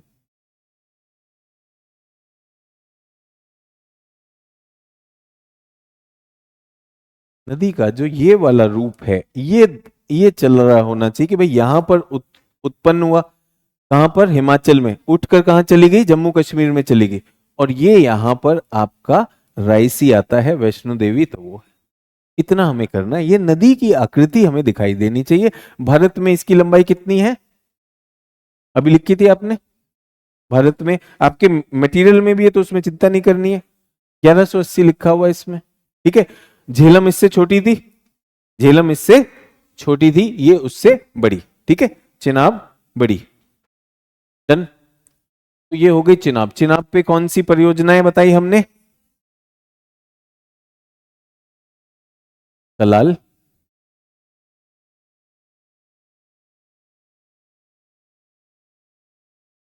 सलाल, दुलहस्ती और कोई भी है?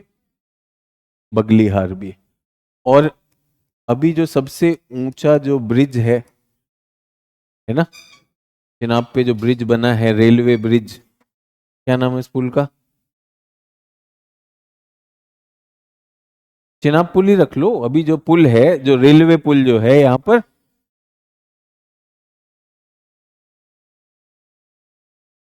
ये अभी जो खुला तो ये वर्ल्ड रिकॉर्ड है, हाईएस्ट है,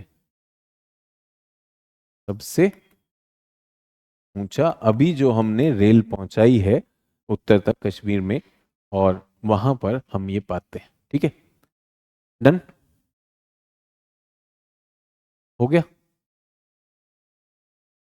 तो ये हो गया चिनाब। चिनाब के बाद कौन सी नदी? रावी। रावी का पौराणिक नाम पुरुषनी। रावी का पौराणिक नाम पुरुषनी। ये जो है आपके उसी क्षेत्र में बारालच्छाला के दक्षिण में, ठीक है, कांगड़ा क्षेत्र में, बारालच्छाला के दक्षिण में कांगड़ा क्षेत्र में ये आने वाला। डन। तो वापस आ जाए यहां पर। कांगड़ा से शुरू होगी, ये यहां से शुरू हो जाएगी। इधर गया हमारा,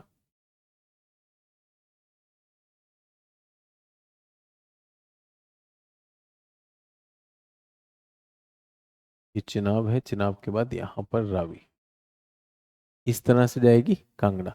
अभी आप देखेंगे इसको जम्मू में जाने की जरूरत नहीं है, सीधा यहीं पर आ जाती है। और ये रावी, रावी के बाद कौन सी है? ब्यास और ये सतलुज। इन तीनों नदियों को क्या कहा जाता था? West rivers. ये क्या कहा जाता था?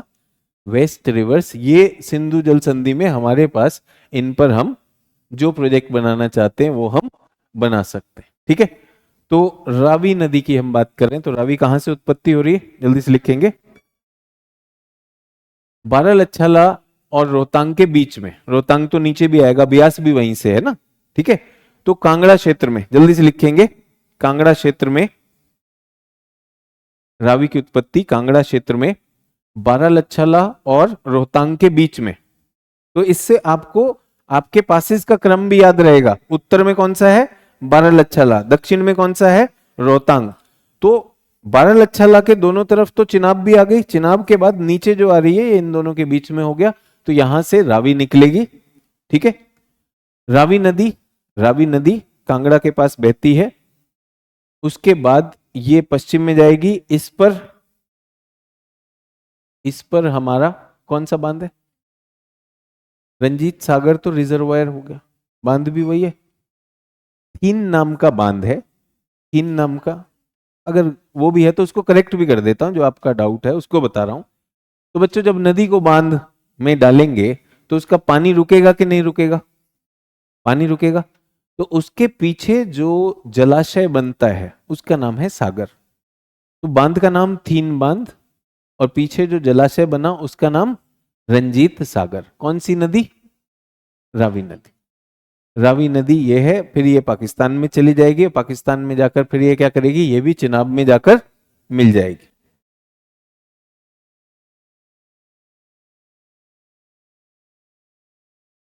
यहीं से कर रहा हूं, इसी के नीचे से आएगी ऐसे,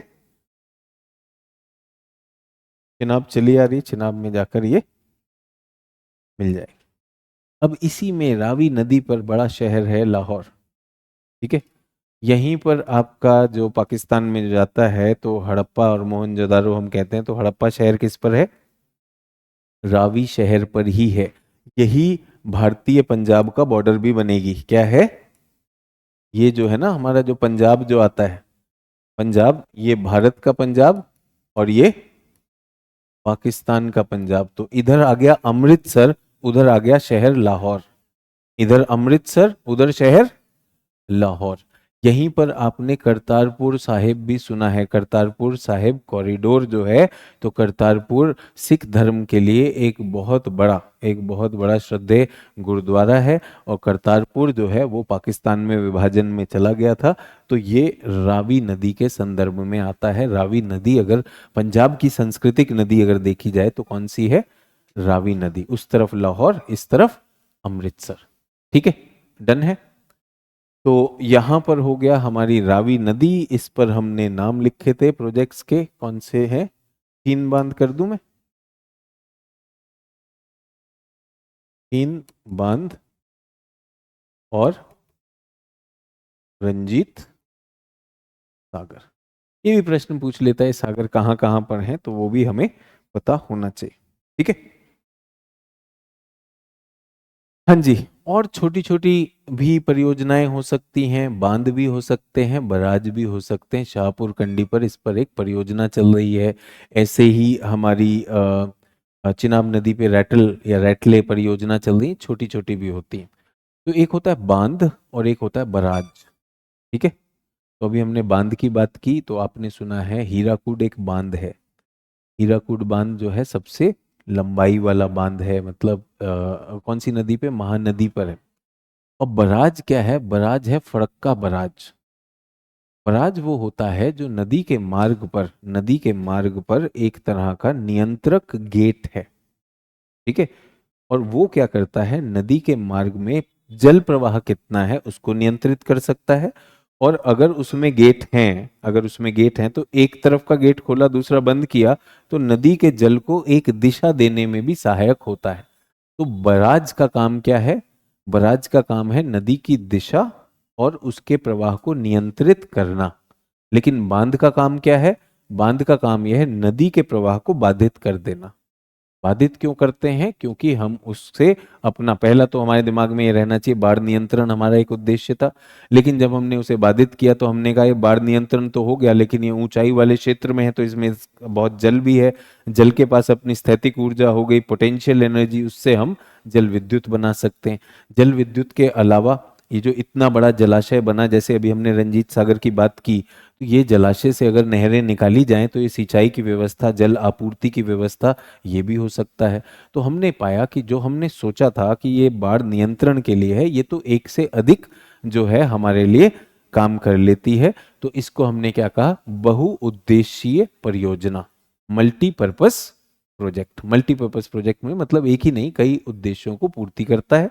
ये पर्यटन के लिए भी हो सकता है, यहाँ पे क्षेत्रों में मत्स्यन भी हो सकता है। इस तरह से ये काम होता है।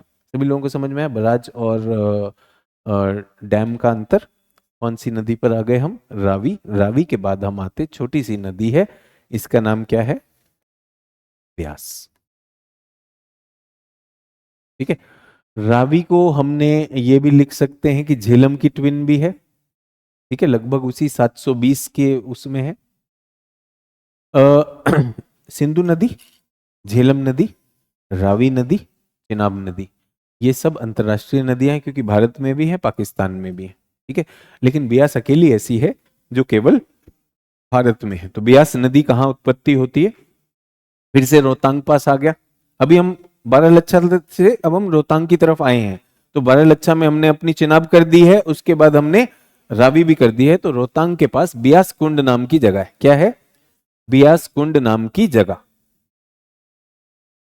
और कुल्लू और मनाली शहर अगर आप जाते हैं तो कुल्लू और मनाली शहर से होती हुई ये नदी आती है। और ये संपूर्ण पूर्णतः कहां पर है? ये भारत में ही लाई करती है। और इस पर एक बांध है जिसका नाम है पौंग बांध। क्या नाम है? पौंग डैम। क्या नाम हो गया इसका? पौंग डैम, पौंग बांध इस पर है। उत्पत्ति ब्यास कुंड, पौंग बांध इस पर है। कुल्लू मनाली विशेष जो इसके हिल स्टेशन है वहां से होती हुई आती है। उसके बाद ये सतलुज नदी में हरिके नाम के बिंदु पर जुड़ जाती है। कहां पर जुड़ती है? सतलुज।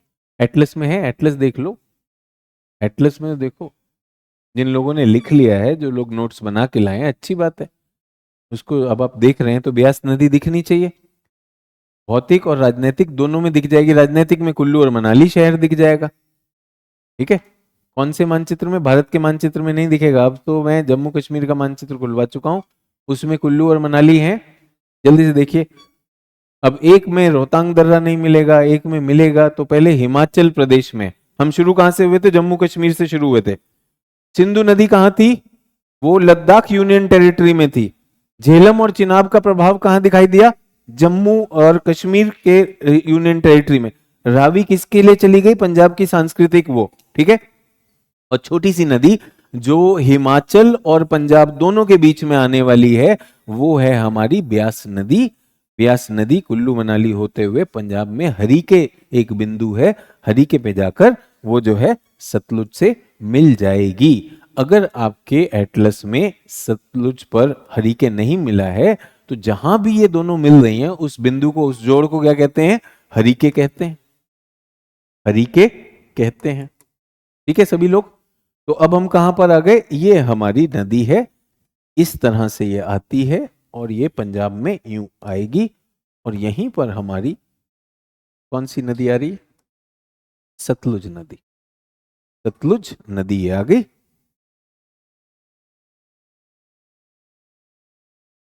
सतलुज नदी। यहां पर भारत की ब्यास नदी आ गई।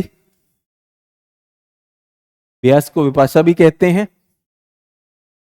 ब्यास नदी। ठीक है। इस पर कौन सा बांध है? पौंग बांध। ये रामसर वेटलैंड भी है। रामसर का एक आर्द्र भूमि है। ऐसे ही वूलर झील कही थी, वो भी एक आर्द्र भूमि है, ये भी रख सकते हैं। तो हिमाचल में जब ये बहती है, उसके बाद जब ये यहां पर मिलती है, इस बिंदु को हरिके कहा जाता है। क्या कहा जाता है? हरिके। हरिके पर ये जाकर किससे मिल जाएगी? सतलुज। सतलुज इसका पानी कहां ले जा रहा है? अब सतलुज नदी ले जा रही है ये पानी कहां पर? पाकिस्तान में। तो हमने कहा पाकिस्तान में तो जा रहा है, अगर हम इस पर एक बराज लगा दें। बराज का काम क्या होता है? नदी के जल का प्रबंधन।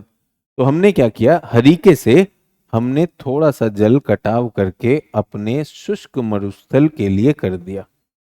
ठीक है। तो यहां पर गंगानगर, हनुमानगढ़ और ये जो है बीकानेर की तरफ हम एक नहर लेकर चले गए। नहर क्या होती है?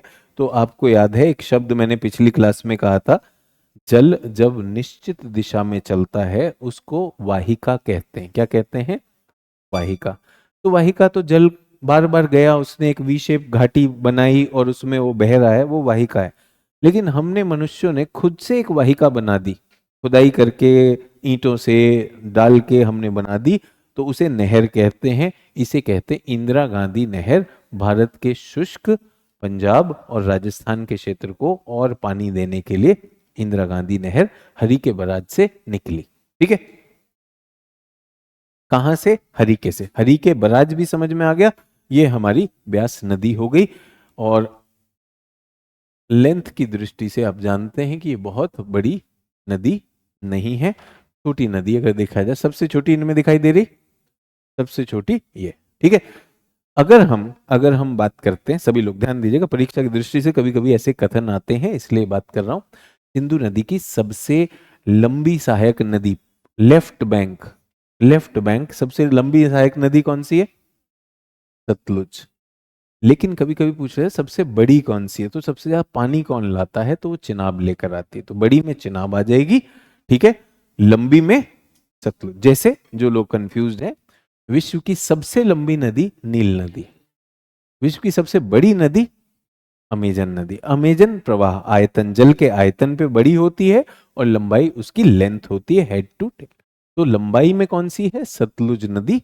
ये भी एक पूर्ववर्ती नदी है। अगर इनमें मैं देखूं, ये सारी की सारी क्या है? अनुवर्ती। अनुवर्ती मतलब पर्वत की ढाल से आगे, बारालाचाला के पास, हमारे रोहतांग दर्रे के आसपास जो ढाल मिली वहां से पानी बह गया, और जहां भी पर्वतों में था हमने उसको रोक लिया और हमने उस पर परियोजना बना ली। लेकिन ये एक नदी है, फिर से कहां से आएगी? हमारी सतलुज नदी पूर्ववर्ती नदी है। और यहां पर कौन सी श्रृंखला है भाई? कैलाश। और यहीं पर कौन सी झील है हमारी? मानसरोवर झील। यहीं पर एक और है, राक्षस ताल। क्या नाम है? तो दो झीलें एक साथ आती हैं, मानसरोवर और राक्षस ताल। तो राक्षस ताल से इस नदी की उत्पत्ति होती है और ये भारत में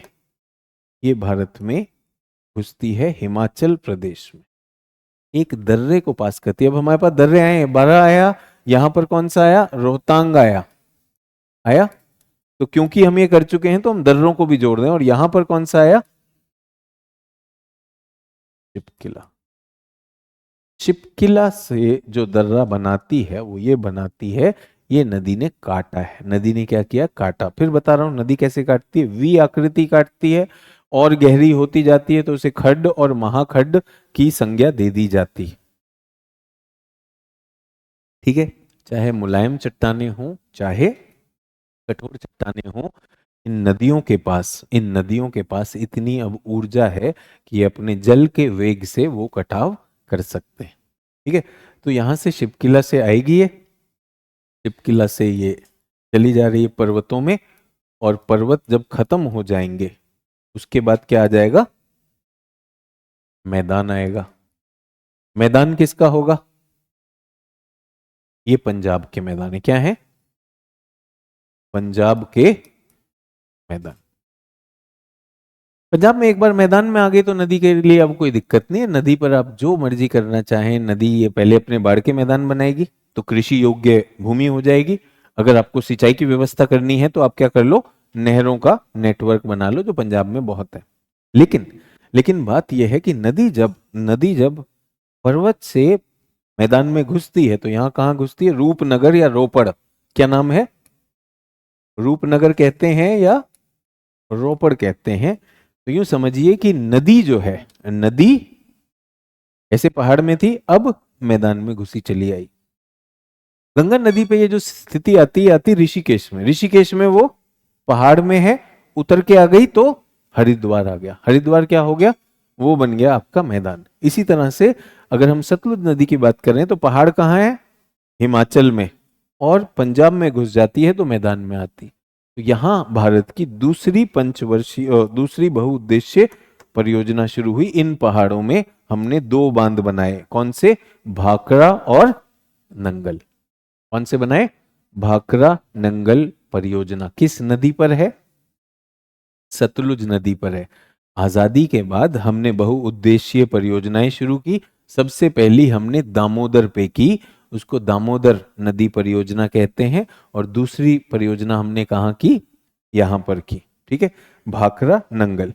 अब जिस तरह से रंजीत सागर बना था, यहां पर भी एक सागर बना होगा। क्या नाम है उसका?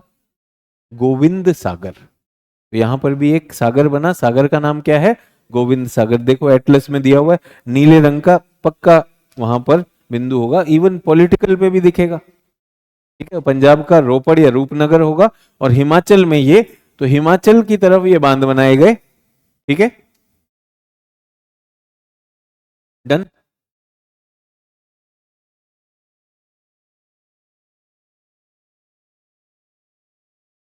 लेकिन ये तो बांध हुआ मल्टीपर्पस, मल्टीपर्पस। यहां जहां ये घुसती है यहां पर भी हमारे पास एक बांध है, वो हमारा अंडरग्राउंड, भारत का सबसे बड़ा अंडरग्राउंड जो परियोजना है उसका नाम क्या है?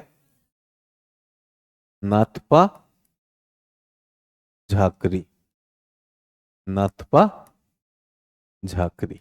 अब आप सोचिए कि ये सारा छोटा लिखा है बड़ा लिखा, मैं तो इस क्षेत्र में हूं, नदियों के साथ घूम रहा हूं, ये नदियां मुझे दिखाई देनी चाहिए। ये बाद में जाकर क्या होगी? ये भी चिनाब से जाकर मिल जाएगी, और फिर ये दोनों यहां पर जब ये मिलेंगे, इसके बाद जो नदी बनेगी वो कहलाती है पंचनद। क्या कहलाती है? पंचनद। और ये कौन सा स्थान? मिठानकोट। मिठानकोट में जाकर ये किससे जुड़ जाएगी? ये जुड़ जाएगी सिंधु नदी से।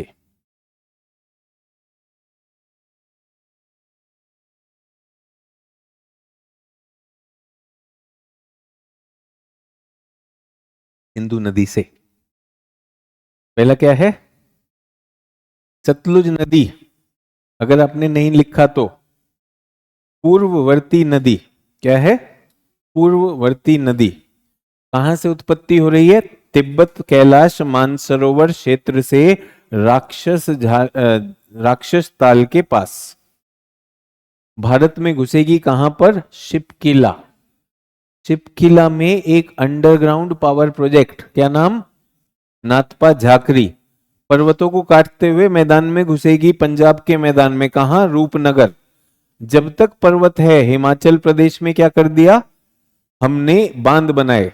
कौन सी परियोजना? भाखड़ा और नंगल परियोजना। दो बांध है, एक नहीं है, दो बांध है। एक का नाम भाखड़ा बांध, एक है नंगल बांध। इनके पीछे जलाशय बना, गोविंद सागर जलाशय। अभी आ गई मैदान में। मैदान में आ गई तो इससे बहुत सी नहरें निकाली, किस लिए? पंजाब में सिंचाई के लिए। आगे गई तो हरी के बिंदु पर इससे आकर मिट गई ब्यास। हमने कहा पंजाब की सिंचाई तो हो गई, अब ले जाते हैं यहां से हम एक और लंबी नहर, इंदिरा गांधी नहर। उसके बाद ये भारत को छोड़कर पाकिस्तान में चली जाएगी, चिनाब से मिलेगी। चिनाब से जब ये मिल जाएगी तो इसका नाम हो जाएगा जॉइंट नदी का पंजनाद, क्योंकि पांचों नदियों का वो हो रहा है। और ये जाकर फिर मिठानकोट में सिंधु से जुड़ जाएगी। डन। ये जो चित्र है जो आपके पास है, मैंने आपसे कहा कि इसको पढ़ लीजिएगा, डेटा तो इसी में सारा दिया हुआ है सारे डायग्राम के साथ। बट मेरे साथ रहेंगे तो परियोजनाएं भी हैं, क्यों लगी, कहाँ लगी, कैसे लगी, और उसके सांस्कृतिक पहलू, या फिर हमने पारिस्थितिकीय पहलू, जैसे हमने पोंग बांध की बात की तो उस पे क्या है, पोंग बांध में हमारे पास रामसर साइट भी है। तो ये सारी चीजें अगर आप करते हैं तो काम बन जाएगा। ब्यास पे हमारे पास क्या था? लिख दूं पोंग बांध? पोंग बांध रामसर साइट भी है। और छठा क्या है हमारे पास? सतलुज का पौराणिक नाम तुतुद्री। तुतुद्री इसका पौराणिक नाम है। और यहां पर क्या है हमारे पास? नाथपा झाकरी।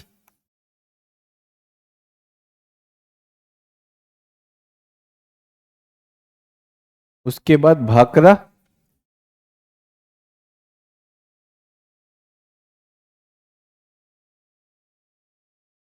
जिनके पीछे कौन सा सागर है?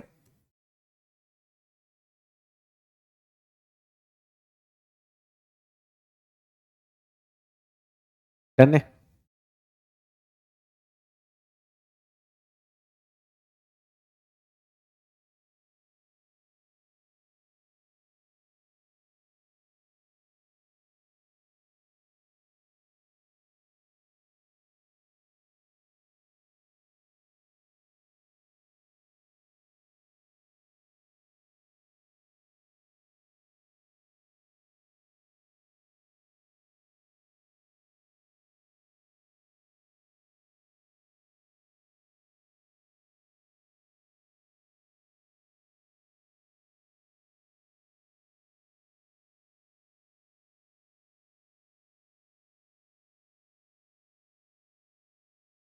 हो गया? पूरा समय मिल गया आपको अपने नोट्स बनाने का, जो भी दहेज बनाना है। अब सभी लोग जल्दी से झट से ब्लैंक पेज, ब्लैंक पेज, खाली पेज, एटलस बंद, खाली पेज, एटलस बंद।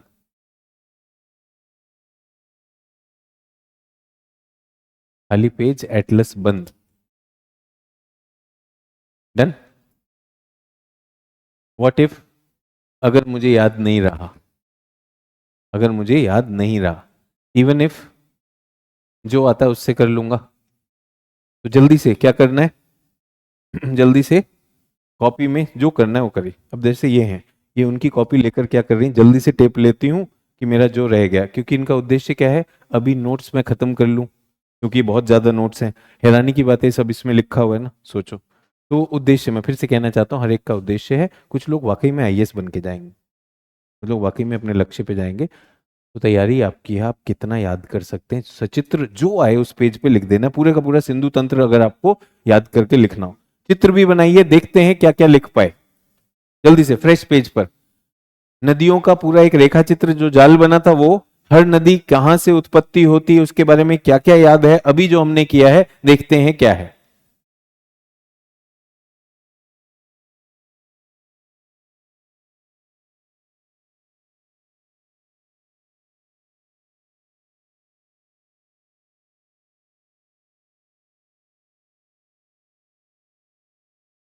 जल्दी से तेजी से करना है ये काम, रिकॉल तेजी से होता है। और जितने भी लोग सिर्फ नोट्स पर केंद्रित थे, आप देखोगे खाली हो जाएगी अभी कॉपी, कुछ नहीं बनना है वो।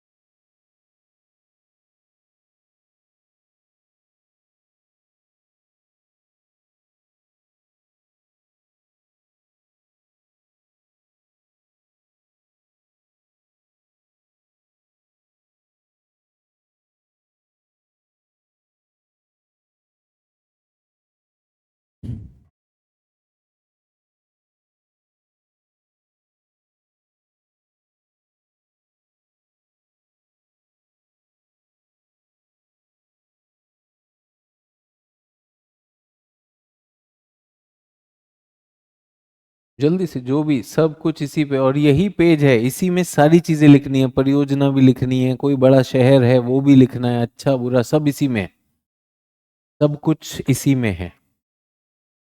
क्या परियोजना याद है, क्या किसकी सहायक नदी है, क्या कोई भी चीज।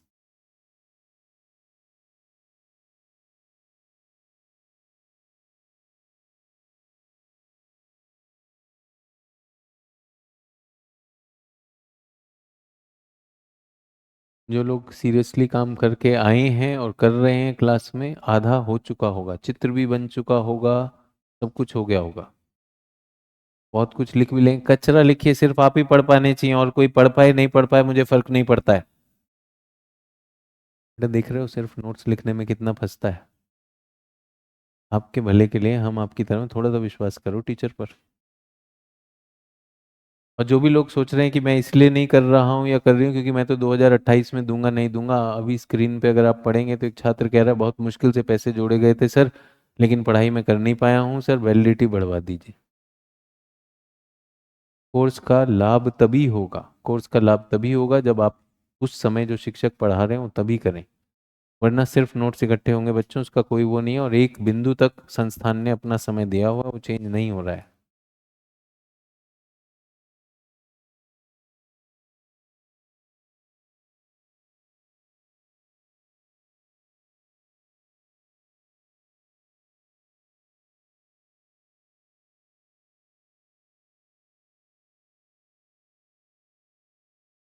जल्दी जल्दी जो परियोजना समझ में आ रही है, जहां से शुरू हो रहा है, जहां से नहीं हो रहा है, जल्दी से।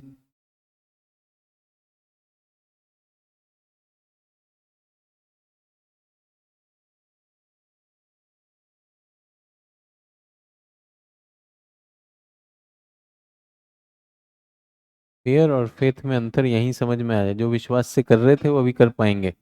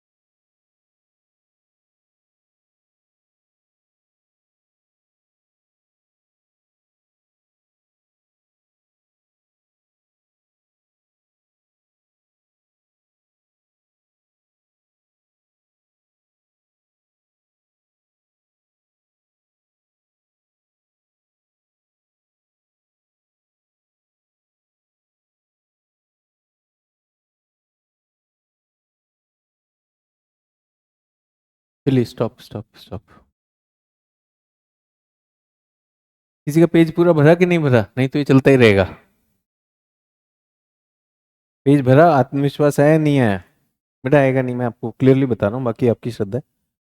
बाकी आपकी श्रद्धा है। इस तरह से पेज भर जाना चाहिए, जो समझ में आ रहा है। सही गलत मुझे कुछ फर्क नहीं पड़ता है। मैंने अपना वो बनाया, ये परियोजना है, सही है गलत है उससे कुछ वो नहीं है। तो हमारे पास एक खाली पेज भी मिलेंगे ऐसे ही। उसके बाद क्या होगा? ये शिक्षक मुझे समझ नहीं आ रहे, ये शिक्षक मुझे समझ नहीं आ रहे हैं, कोई विश्वास नहीं है, कुछ नहीं है। मुझे क्या करना है? सिर्फ नोट्स लिखना है। ये देखो यार, मैं समझ आऊं चाहे ना आऊं, जब आईने के सामने खड़े होते हो तो तुम ही होते हो ना। और सच्चाई जो भी है अपने लिए, अपने परिवार के लिए, वो भी तुम्हारे साथ होती है। रात को नींद मुश्किल से आएगी, बार बार गिल्ट होता जाएगा। व्हाट इफ अगर सबको पता चल गया कि भाई मैं सिर्फ टाइम पास कर रहा हूं, कर रही हूं, ये परेशान करता रहेगा। अगर कोर्स खत्म हो गया तो क्या होगा, ये वो। मैं कह रहा हूं कि भाई जितना आता था इतना तो मैं क्लास में कर पाया। और जितने भी लोगों ने अभी रिकॉल किया होगा, आत्मविश्वास वहीं बढ़ जाएगा, कहीं हटेगा नहीं। इतना सा हमने काम करने को कहा था कि सर हमें एटलस में मिल रहा है नहीं मिल रहा उससे फर्क नहीं पड़ता है। नदियों को एक बार कर लेना, परियोजनाओं के साथ करते चले जाइएगा, हो जाएगा। ये हमारा भारत था। एक, दो, तीन, चार, ये दर्रे थे दर्रे। कितने लोगों को, कितने लोगों को ये दर्रे याद हैं? और अगर याद हैं तो चारों का नाम लिख दीजिए, जल्दी से बताइए।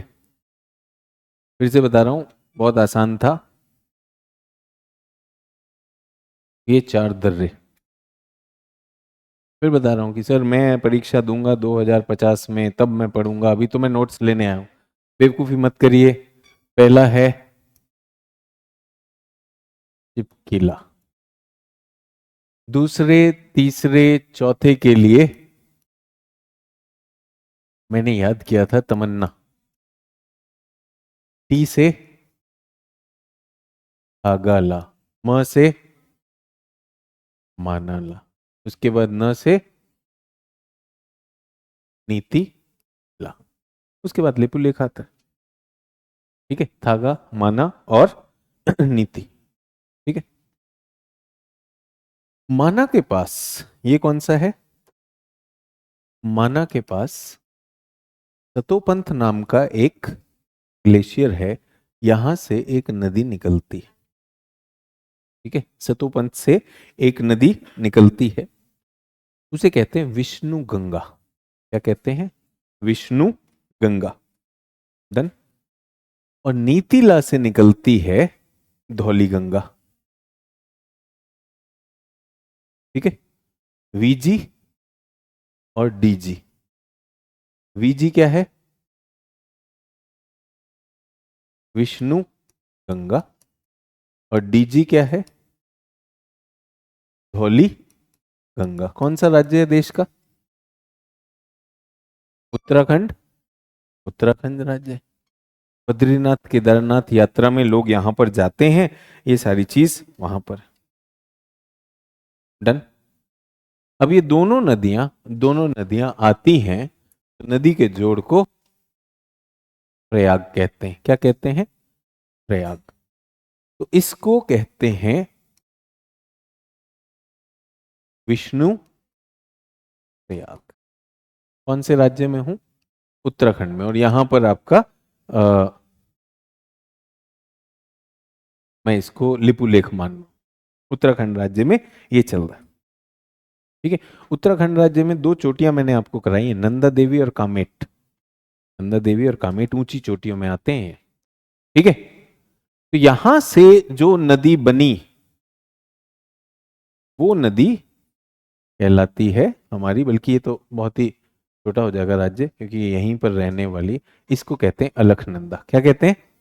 अलखनंदा। विष्णु प्रयाग के बाद नदी का नाम अलखनंदा। डन। ये तो पहला हुआ हमारी नदियों के बनने का। कौन सी नदी के उत्पत्ति के बारे में बात कर रहा हूं, जल्दी बताइए। गंगा नदी की उत्पत्ति की कहानी शुरू होती है यहां से। गंगा नदी दो नदियों से बनी। गंगा नदी दो नदियों से बनी है, एक तो अलखनंदा और दूसरी भागीरथी। दूसरी क्या है? भागीरथी। भागीरथी नदी। भागीरथी नदी की जब हम बात करते हैं तो ये आती है गंगोत्री ग्लेशियर से। कहां से? गंगोत्री की जब आप बात करते हैं, गंगोत्री जो ग्लेशियर है ये है, और ये यहां से आकर इससे जुड़ती है, और जहां ये जुड़ती है उसको कहते हैं देव प्रयाग। अलकनंदा नदी कहां पे बनेगी? विष्णु प्रयाग। विष्णु प्रयाग से पहले अलकनंदा नहीं है, वहां विष्णु गंगा और धौली गंगा है। ठीक है, तो अलकनंदा की दो हेड स्ट्रीम्स हो गई, विष्णु गंगा और धौली गंगा, उनसे बना हमारा विष्णु प्रयाग वीपी, और यहां पर बना देव प्रयाग। सभी लोग क्लियर हो गए? तो हमारे ये नदी यहां क्लियर होनी चाहिए। अब ये जो है विष्णु प्रयाग से देव प्रयाग के बीच में और भी प्रयाग आते हैं। विष्णु प्रयाग से देव प्रयाग के बीच में और भी प्रयाग आते हैं, जिनको हम क्या कहते हैं? पंच प्रयाग। क्या कहते हैं? पंच प्रयाग। अब इन पंच प्रयागों में भागीरथी नदी केवल देव प्रयाग से जुड़ी हुई है, बाकियों से कौन सी जुड़ी हुई है? अलकनंदा। ठीक है, अलकनंदा में जब हम यहां पर हैं तो यहां पर नंदा देवी थी। नंदा देवी से एक नदी आएगी नंद नंदाकिनी। एन लिख रहा हूं, एन का मतलब किनी। नंदाकिनी नंदा देवी से आ रही है। ठीक है, एक और नदी है जो पिंडर ग्लेशियर से आ रही है, उसका नाम क्या है? पिंडर। पिंडर पिंडर नदी। पी से कौन सी नदी? पिंडार नदी। और यहां पर एक आ रही है एम। एम से क्या है? मंदाकिनी। पहले तो नदियों का क्रम समझना है। ये जो हमारी अलकनंदा बनी, अलकनंदा पे पहले कौन जुड़ेगी? नंदाकिनी जुड़ेगी। नंदाकिनी के बाद पिंडर जुड़ेगी, लेफ्ट या राइट? लेफ्ट आ रही है, राइट जुड़ रही है? लेफ्ट लेफ्ट, और राइट से कौन सी आएगी?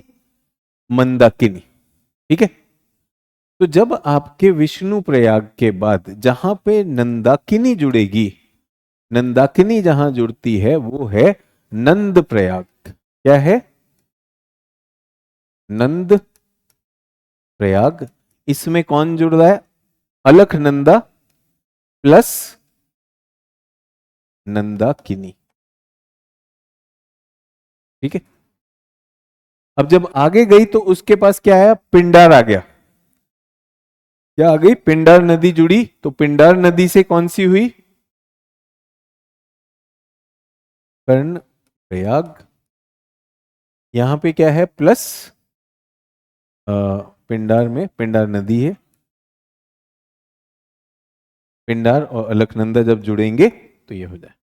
और मंदाकिनी वाले को क्या कहते हैं? रुद्रप्रयाग।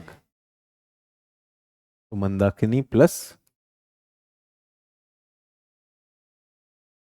तो अलकनंदा पे 3 नदियां जुड़ने वाली हैं, एक नंदाकिनी, एक पिंडर और एक मंदाकिनी। और अंत में जहां पर देव प्रयाग होगा, देव प्रयाग में कौन जुड़ रही है? अलकनंदा प्लस भागीरथी। तब कहां पर? उत्तराखंड में ये खेल हो रहा है। उत्तराखंड में कहां पर हो रहा है? पर्वतों में हो रहा है। किस में हो रहा है? पर्वतों में हो रहा है। पर्वतों से अब नदी निकली है, ये गंगा बन गई, गंगा बन गई है। और गंगा में ये नदी, गंगा में ये नदी ऋषिकेश, कहां पर? ऋषिकेश जो है ये आखिरी बिंदु है जहां पर नदी पर्वतों में है। मैदान में घुसेगी तो कहां पर घुसेगी?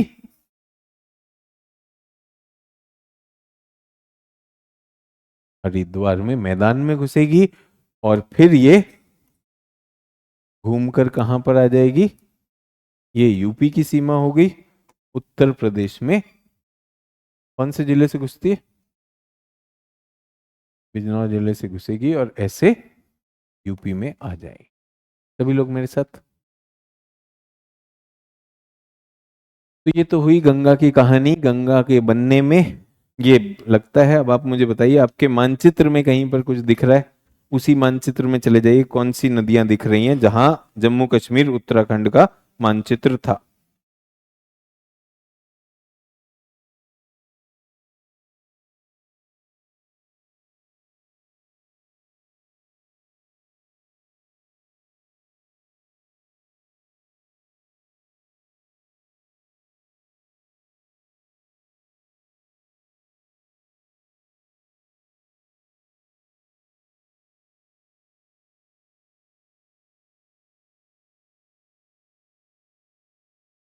मिल गया सभी लोग को?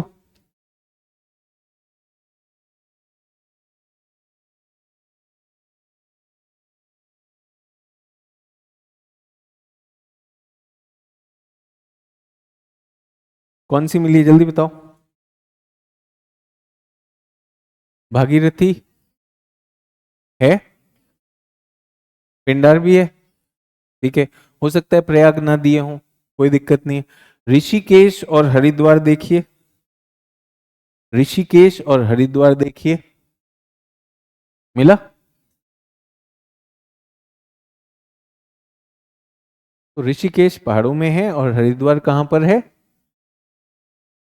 हरिद्वार मैदान में। ठीक है, राजनीतिक मानचित्र में शहरों के नाम दिए होते हैं, वहां भी मिल जाएगा। राजनीतिक में शहरों के नाम दिए होते हैं, वहां पर भी मिल जाएगा। ठीक है, उत्तराखंड का एक विशेष नेशनल पार्क है राजाजी नेशनल पार्क। तो राजाजी से ये निकलेगी, गंगा जो है राजाजी नेशनल पार्क से निकलती। ठीक है सर, गंगा पे कोई परियोजना है? गंगा पे कोई परियोजना है? गंगा पे कोई परियोजना है?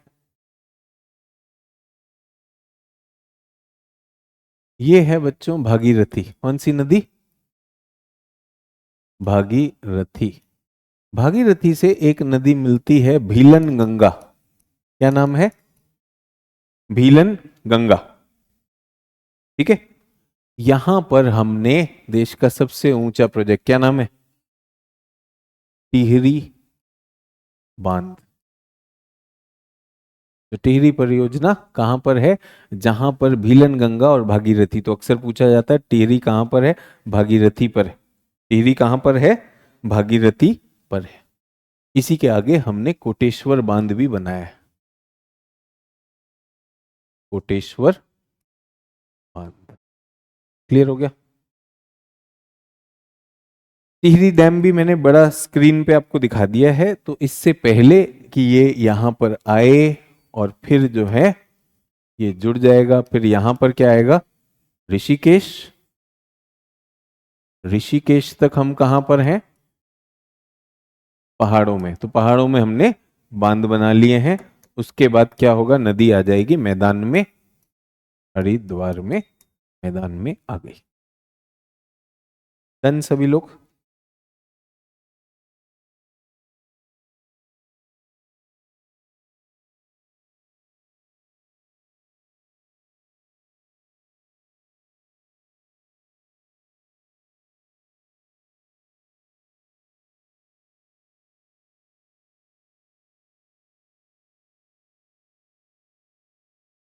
हमने इसका जाल बनाया था,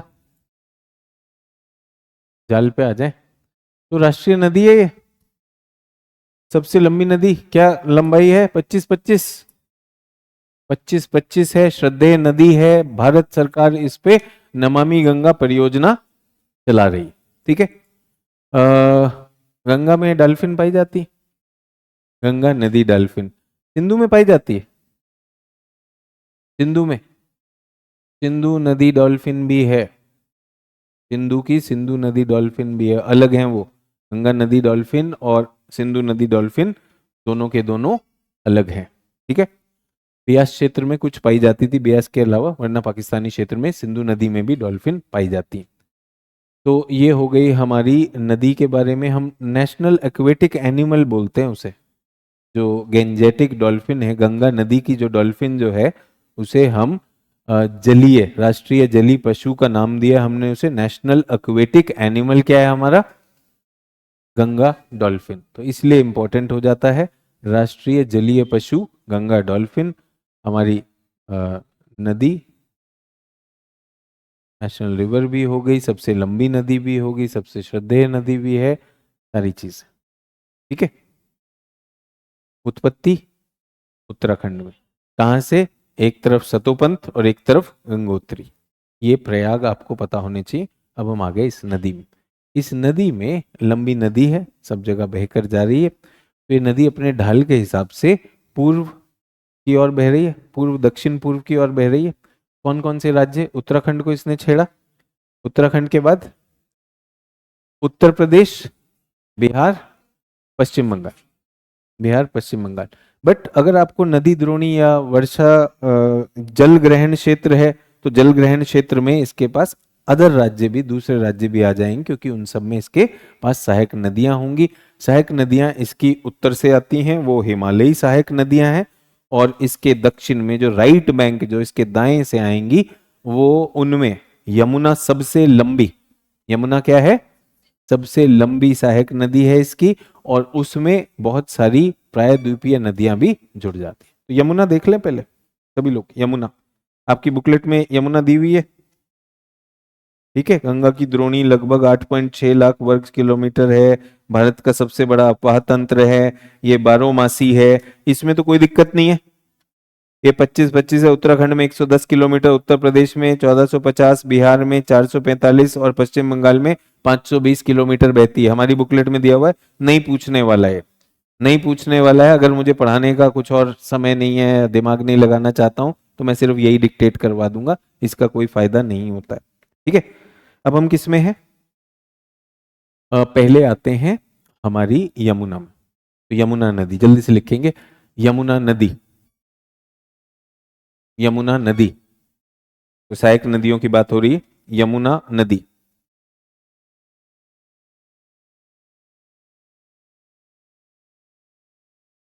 तो ये हमने वाई लिख दिया था यहाँ पे, ये यमुना नदी है। यमुना नदी। तो अगर आपने नदियों पे काम किया है, नदियों पे अगर आपने काम किया है, तो यही उत्तराखंड में हूं बच्चों। उत्तराखंड में ही यहां से एक नदी निकल रही है, ये यमुना है। स्रोत का नाम बंदर पुंछ ग्लेशियर, और यहां यमुनोत्री से उद्गम हो रहा है। बंदर पूंछ नाम का ग्लेशियर है, ग्लेशियर का नाम बंदर पूंछ ग्लेशियर है, ठीक है। और यमुनोत्री से शुरू होती है, लगभग 1380 किलोमीटर, लगभग 1380 किलोमीटर। अनुवर्ती नदी है, क्या है? अनुवर्ती नदी है। पहले सिंधु तंत्र का हिस्सा हुआ करती थी, सतलुज की तरफ बहती थी, लेकिन उत्थान होने की वजह से, जो आपको बताया था अरावली का उत्थान हुआ, तो इस तरफ को आ गई है, ठीक है। इसका बहाव इस तरफ को आ गया। इसी में उत्तराखंड में हूं मैं अभी, उत्तराखंड में ही हूं। यहां पर बच्चों एक छोटी सी नदी निकलती है, इसका नाम है टोन्स नदी। क्या नाम है? टोन्स नदी। तो लिखेंगे यमुना में, यमुना, यमुना। इसमें उत्तराखंड में, इसमें उत्तराखंड में टोन्स नाम की नदी,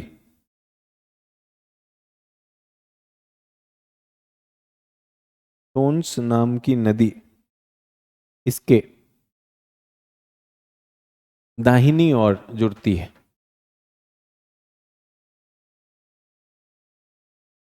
क्या रही है? उत्तराखंड में कौन सी आ गई? टोन्स, टोन्स नदी। ये यूपी हरियाणा की सीमा, ये यूपी और हरियाणा की सीमा बनकर दिल्ली की ओर बहकर आती है।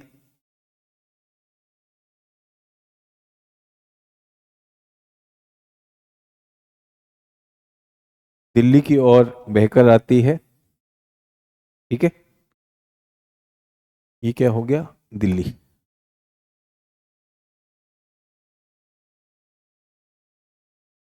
दिल्ली, क्योंकि आजकल प्रदूषण की बात हो रही है, दिल्ली में इसमें साहिबी नदी जुड़ती है। दिल्ली में इसमें कौन सी नदी आकर जुड़ जाती है? साहिबी नदी। कहने को साहेब है और कहने को नदी है कुछ नहीं, दिल्ली के मलमूत्र के नाले जो हैं वो जाकर यहाँ पर, यहीं वजीराबाद में ही जुड़ रही है। तो आप जो है जायका और महक सब कुछ देख रहे हैं, जिसका मन हो, अगर रंग भी देखना हो शरबत का, तो जाकर आप देख सकते हैं, ठीक है। तो यहाँ साइबी नदी उसे सबसे ज्यादा प्रदूषित करती है, यहाँ सबसे ज्यादा प्रदूषित करती है। उसके बाद इसमें यहां से आकर, दिल्ली के नीचे इसमें आकर जुड़ती है हिंडन नदी। कौन सी नदी? हिंडन नदी घुस जाएगी। उसके बाद ये प्रदूषित नदी आगरा मथुरा, आगरा मथुरा इटावा होकर जा रही है। आगरा मथुरा इटावा बड़े शहर हो गए इसमें। आगरा मथुरा इटावा, और इसमें आकर यहां इटावा के पास कौन सी नदी जुड़ जा रही है? अब बड़ी नदी जुड़ेगी इसमें। सबसे बड़ी नदी क्या है? इसका नाम चंबल। चंबल नदी इसमें जाकर जुड़ जाएगी। चंबल नदी की जब हम बात करते हैं, तो चंबल नदी खुद कहां से आ रही है? हमारे पठार से आ रही, विंध्य से आ रही। चंबल नदी कहां से आ रही है? विंध्य से आ रही है, जाना पाओ पहाड़ियों से, ठीक है।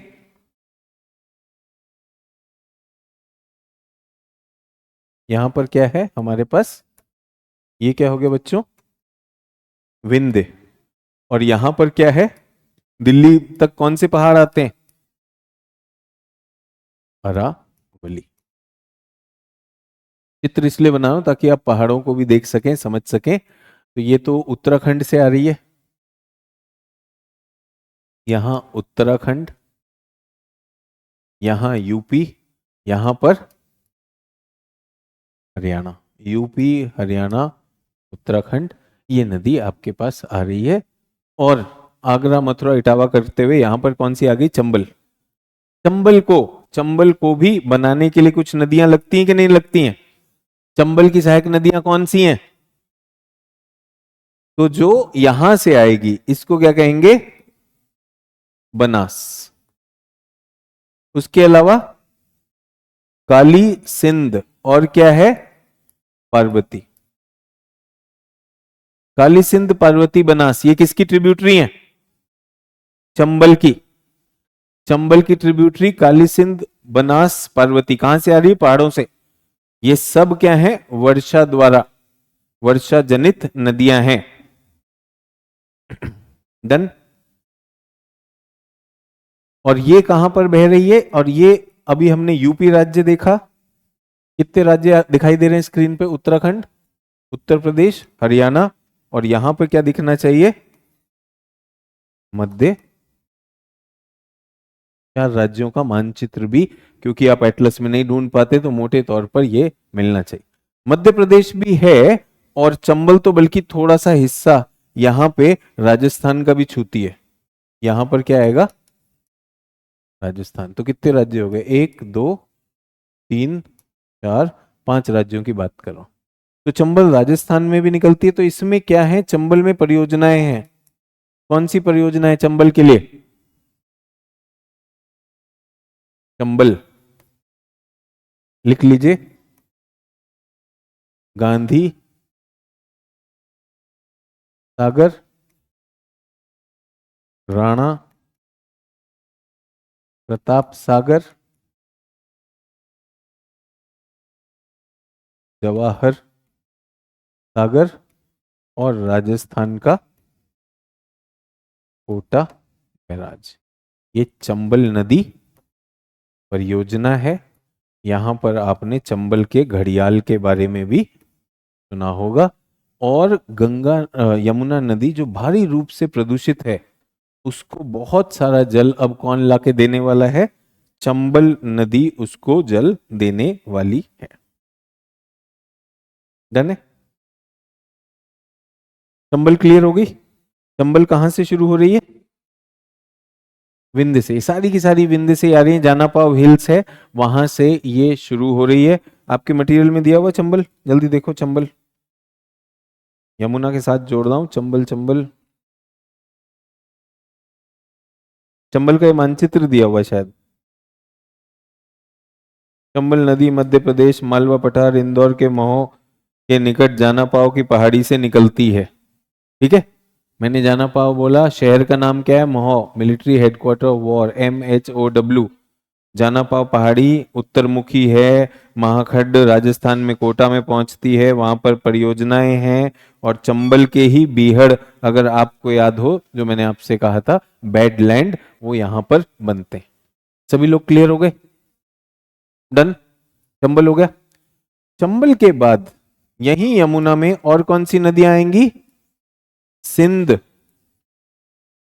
बेतवा और केन। चंबल, सिंध, बेतवा और केन। बेतवा पर एक परियोजना है जिसे कहते हैं माता टीला परियोजना। कौन सी? माता टीला परियोजना। ठीक है।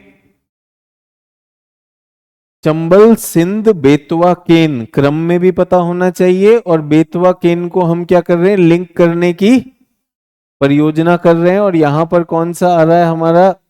बाघ रिजर्व, पन्ना टाइगर रिजर्व, पन्ना बाघ रिजर्व। ये इस परियोजना से जब हम इन्हें जोड़ेंगे तो ये बाघ रिजर्व टाइगर का जो क्षेत्र है वो काफी हद तक क्या हो जाएगा? वो डूब जाएगा, डूब जाएगा। और टाइगर जो है, टाइगर एक ऐसा जानवर है कि वो अपना क्षेत्र खाली चाहता है, दूसरा और कोई नहीं होना चाहिए। अगर होगा तो उनमें प्रतिस्पर्धा होगी, एक टाइगर दूसरे को मार देगा। नहीं तो जो कमजोर है वो भागेगा, भागेगा। तो उनका आवाज क्या होना चाहिए? विस्तृत होना चाहिए। अगर आपने उनका आवाज कम कर दिया तो आप टाइगर को टाइगर से लड़वाएंगे, एक तो जीतेगा, जो जीतेगा वो सिकंदर, वो तो वहीं रहेगा। जो हारेगा वो क्या करेगा, उसके सती तो करेगा नहीं, वो कहीं पे जाएगा खाना ढूंढने। वो कहाँ पे आएगा, गांव के पास। गांव के पास अगर आपने अभी समाचार पत्रों में सुना हो तो 4 बाघ के शिशु बाघ और बाघिन मारे हुए पाए गए। क्यों, वो बेचारी बाघिन ने आकर, कहीं खाना नहीं मिला तो आकर किसी भैंस का शिकार कर लिया। गांव वालों ने कहा बदला, अब बाघिन से बदला लेंगे तो कैसे लेंगे, तो वो जो भैंस मारी उसने, तो उसके भैंस के शरीर पे जहर छिड़क के आ गए। तो जब बाघिन और उसके 4 बच्चों ने आया, तंदुरुस्त बच्चे आए, खाया, केक में जहर था, सारे मर गए। और ये क्या हो रहा है, इसको कहा जाता है मैन एनिमल कॉन्फ्लिक्ट। वो हमारे घर में घुसे, हम उनके घर में घुसे, लेकिन हम तो विकास कर रहे हैं, हम तो नदियों को जोड़ रहे हैं, पानी की कमी ना हो जाए। खाने और धोने के लिए पानी चाहिए कि नहीं चाहिए, चाहिए। वो बाकी जो मर रहे हैं, जी रहे हैं, हमें कोई फर्क नहीं। बाकी आप अपने नोट्स बनाओ, कोई टेंशन नहीं। छोटे छोटे प्यारे प्यारे बाघ बेचारे मर गए, और हम क्या कर रहे हैं, हम फोटो खिंचवा रहे हैं, बाघ यहाँ से उठा के ला रहे हैं, वहां से उठा के ला रहे हैं। और मुझे बताइए कि अगर स्थानीय लोगों के लिए, अगर इन बाघों के लिए संवेदनाएं नहीं होंगी तो क्या इनका संरक्षण हो सकता है, सरकार कुछ भी कर ले। ठीक है, तो ये हुआ हमारा इधर का सिस्टम। अब हम कहां पर हैं, ये जो हमने जाल बनाया था, जो आप करके आए हैं होमवर्क में, यहां तक का जाल क्लियर हो गया कि नहीं हो गया। ये यमुना हो गई, बनास, ये हमने बनास इधर से जोड़ दी, सॉरी, चंबल पे जुड़ेगी वो। चंबल, चंबल की सहायक, चंबल सिंध बेतवा केन हो गया। उसके बाद सोन, सोन भी कहां से निकल रही है, अमरकंटक से निकल रही है, अमरकंटक से निकल रही है पटना के पास, ये भी चली जाएगी। सोन नदी की एक सहायक नदी है, सोन नदी की एक सहायक नदी है रिहंद नदी। रिहंद नदी पर रिहंद परियोजना है, तो इंपॉर्टेंट परियोजना। अभी एक माता टीला मिली, चंबल की परियोजनाएं हो गई, अब हम सोन नदी पर हैं। सोन नदी कहां से निकलती है, अमरकंटक से। ठीक है, एक कह रहे सर स्थानीय लोगों का डर हो सकता है उन्हें मारने का कारण। हाँ हाँ, स्थानीय लोग क्यों डरेंगे, जब बाघ आपके मोहल्ले में घूमेगा तो आप डरोगे ही डरोगे, अगर नहीं डर रहे हो तो पगले हो, डरना चाहिए। लेकिन बाघ आपके मोहल्ले में क्यों घूम रहा है, क्योंकि बाघ के आवास में आपने अपना मोहल्ला बना दिया, ये बात है ना। आप उसके मोहल्ले में जो है प्लॉट ले रहे थे, खेती करने पहुंच गए, वो तब डर नहीं लगा, अब जब बाघ आ गया तो बोल डर लग रहा है। लगना चाहिए यार, ये थोड़ी कि बाघ से चलो आओ कबड्डी करेंगे। डन। तो सोन नदी अमरकंटक के पास, अमरकंटक के पास इसकी उत्पत्ति होती है। ठीक है, बड़ी नदी है, गंगा की सहायक नदी, राइट बैंक ट्रिब्यूटरी है। ठीक है, यमुना के बाद दूसरी सबसे बड़ी राइट बैंक ट्रिब्यूटरी, पटना के पास जाकर ये गंगा से मिलेगी। इसकी उत्पत्ति हमने बता दी है, और इसकी एक सहायक नदी है रिहंद नदी। रिहंद नदी पर रिहंद परियोजना है, उस परियोजना से एक जलाशय बना है, जलाशय का नाम, पिछला गोविंद सागर था, वो वहां पर था हिमाचल में, यहां पर है गोविंद बल्लभ पंत सागर, कंफ्यूज नहीं होना है, गोविंद बल्लभ पंत सागर। किस नदी पर, रिहंद नदी पर। ये कहां पर बह रही है, मध्य प्रदेश यूपी के बॉर्डर पर बह रही है। यहां पे रेणुकूट नाम का शहर मिल जाएगा इसी के पास। वहां पर क्या काम हो रहा है, उद्योग चल रहा है, किसका, एल्यूमिनियम का उद्योग चल रहा है। डन। क्योंकि अभी हम राइट बैंक ट्रिब्यूटरीज की बात कर रहे हैं, तो सभी लोग ध्यान दीजिएगा। गंगा का यहां से क्लियर हो गया, सोन भी क्लियर है, सोन पे परियोजना भी। अब हम आ गए किस पर, दामोदर पर। तो ये जो उठाव है यहाँ का अमरकंटक का, अमरकंटक से ढलान इस तरफ को, चारों तरफ कौन सी ढलान कहते हैं इसको, आर्य ढलान। ठीक है, तो इस ढलान के चलते जमशेदपुर कह रहा हूं, झारखंड में एक नदी की उत्पत्ति होती है, वो क्या है, दामोदर नदी। दामोदर नदी ये बहकर, पूर्व में बहकर कहां जाएगी, पूर्व में बहकर गंगा से जुड़ जाएगी। ठीक है, तो जल्दी लिखेंगे दामोदर, अभी राइट बैंक ट्रिब्यूटरीज की बात चल रही है, दामोदर नदी। ठीक है, अमरकंटक के पूर्व में ढाल का अनुसरण करते हुए, अमरकंटक के पूर्व में ढाल का अनुसरण करते हुए झारखंड में देवनद के नाम से, झारखंड में देवनद के नाम से दामोदर नदी की उत्पत्ति होती है। देवनद के नाम से दामोदर नदी की उत्पत्ति होती है। यह छोटा नागपुर पठार को दो भागों में विभाजित करती है।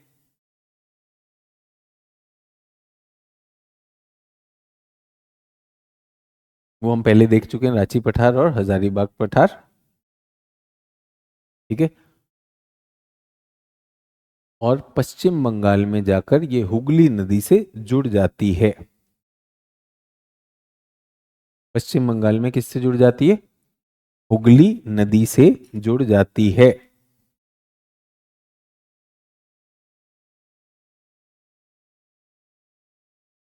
अत्यधिक बाढ़ के कारण, अत्यधिक बाढ़ की समस्या के कारण इसे बंगाल का शोक भी कहा जाता था। इसे बंगाल का शोक भी कहा जाता था। बंगाल का शोक कौन सी नदी? दामोदर। इसके प्रबंधन हेतु भारत की पहली बहुउद्देशीय योजना, इसके प्रबंधन हेतु भारत की पहली बहुउद्देशीय परियोजना दामोदर घाटी परियोजना शुरू की गई।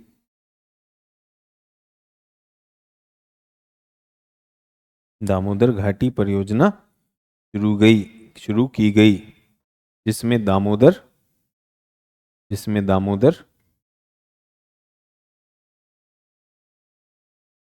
और आसपास की नदियां, जैसे जिसमें दामोदर और आसपास की नदियां जैसे बाराकार,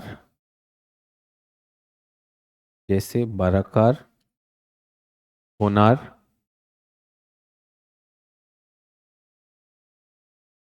इत्यादि पर बांध बनाए गए।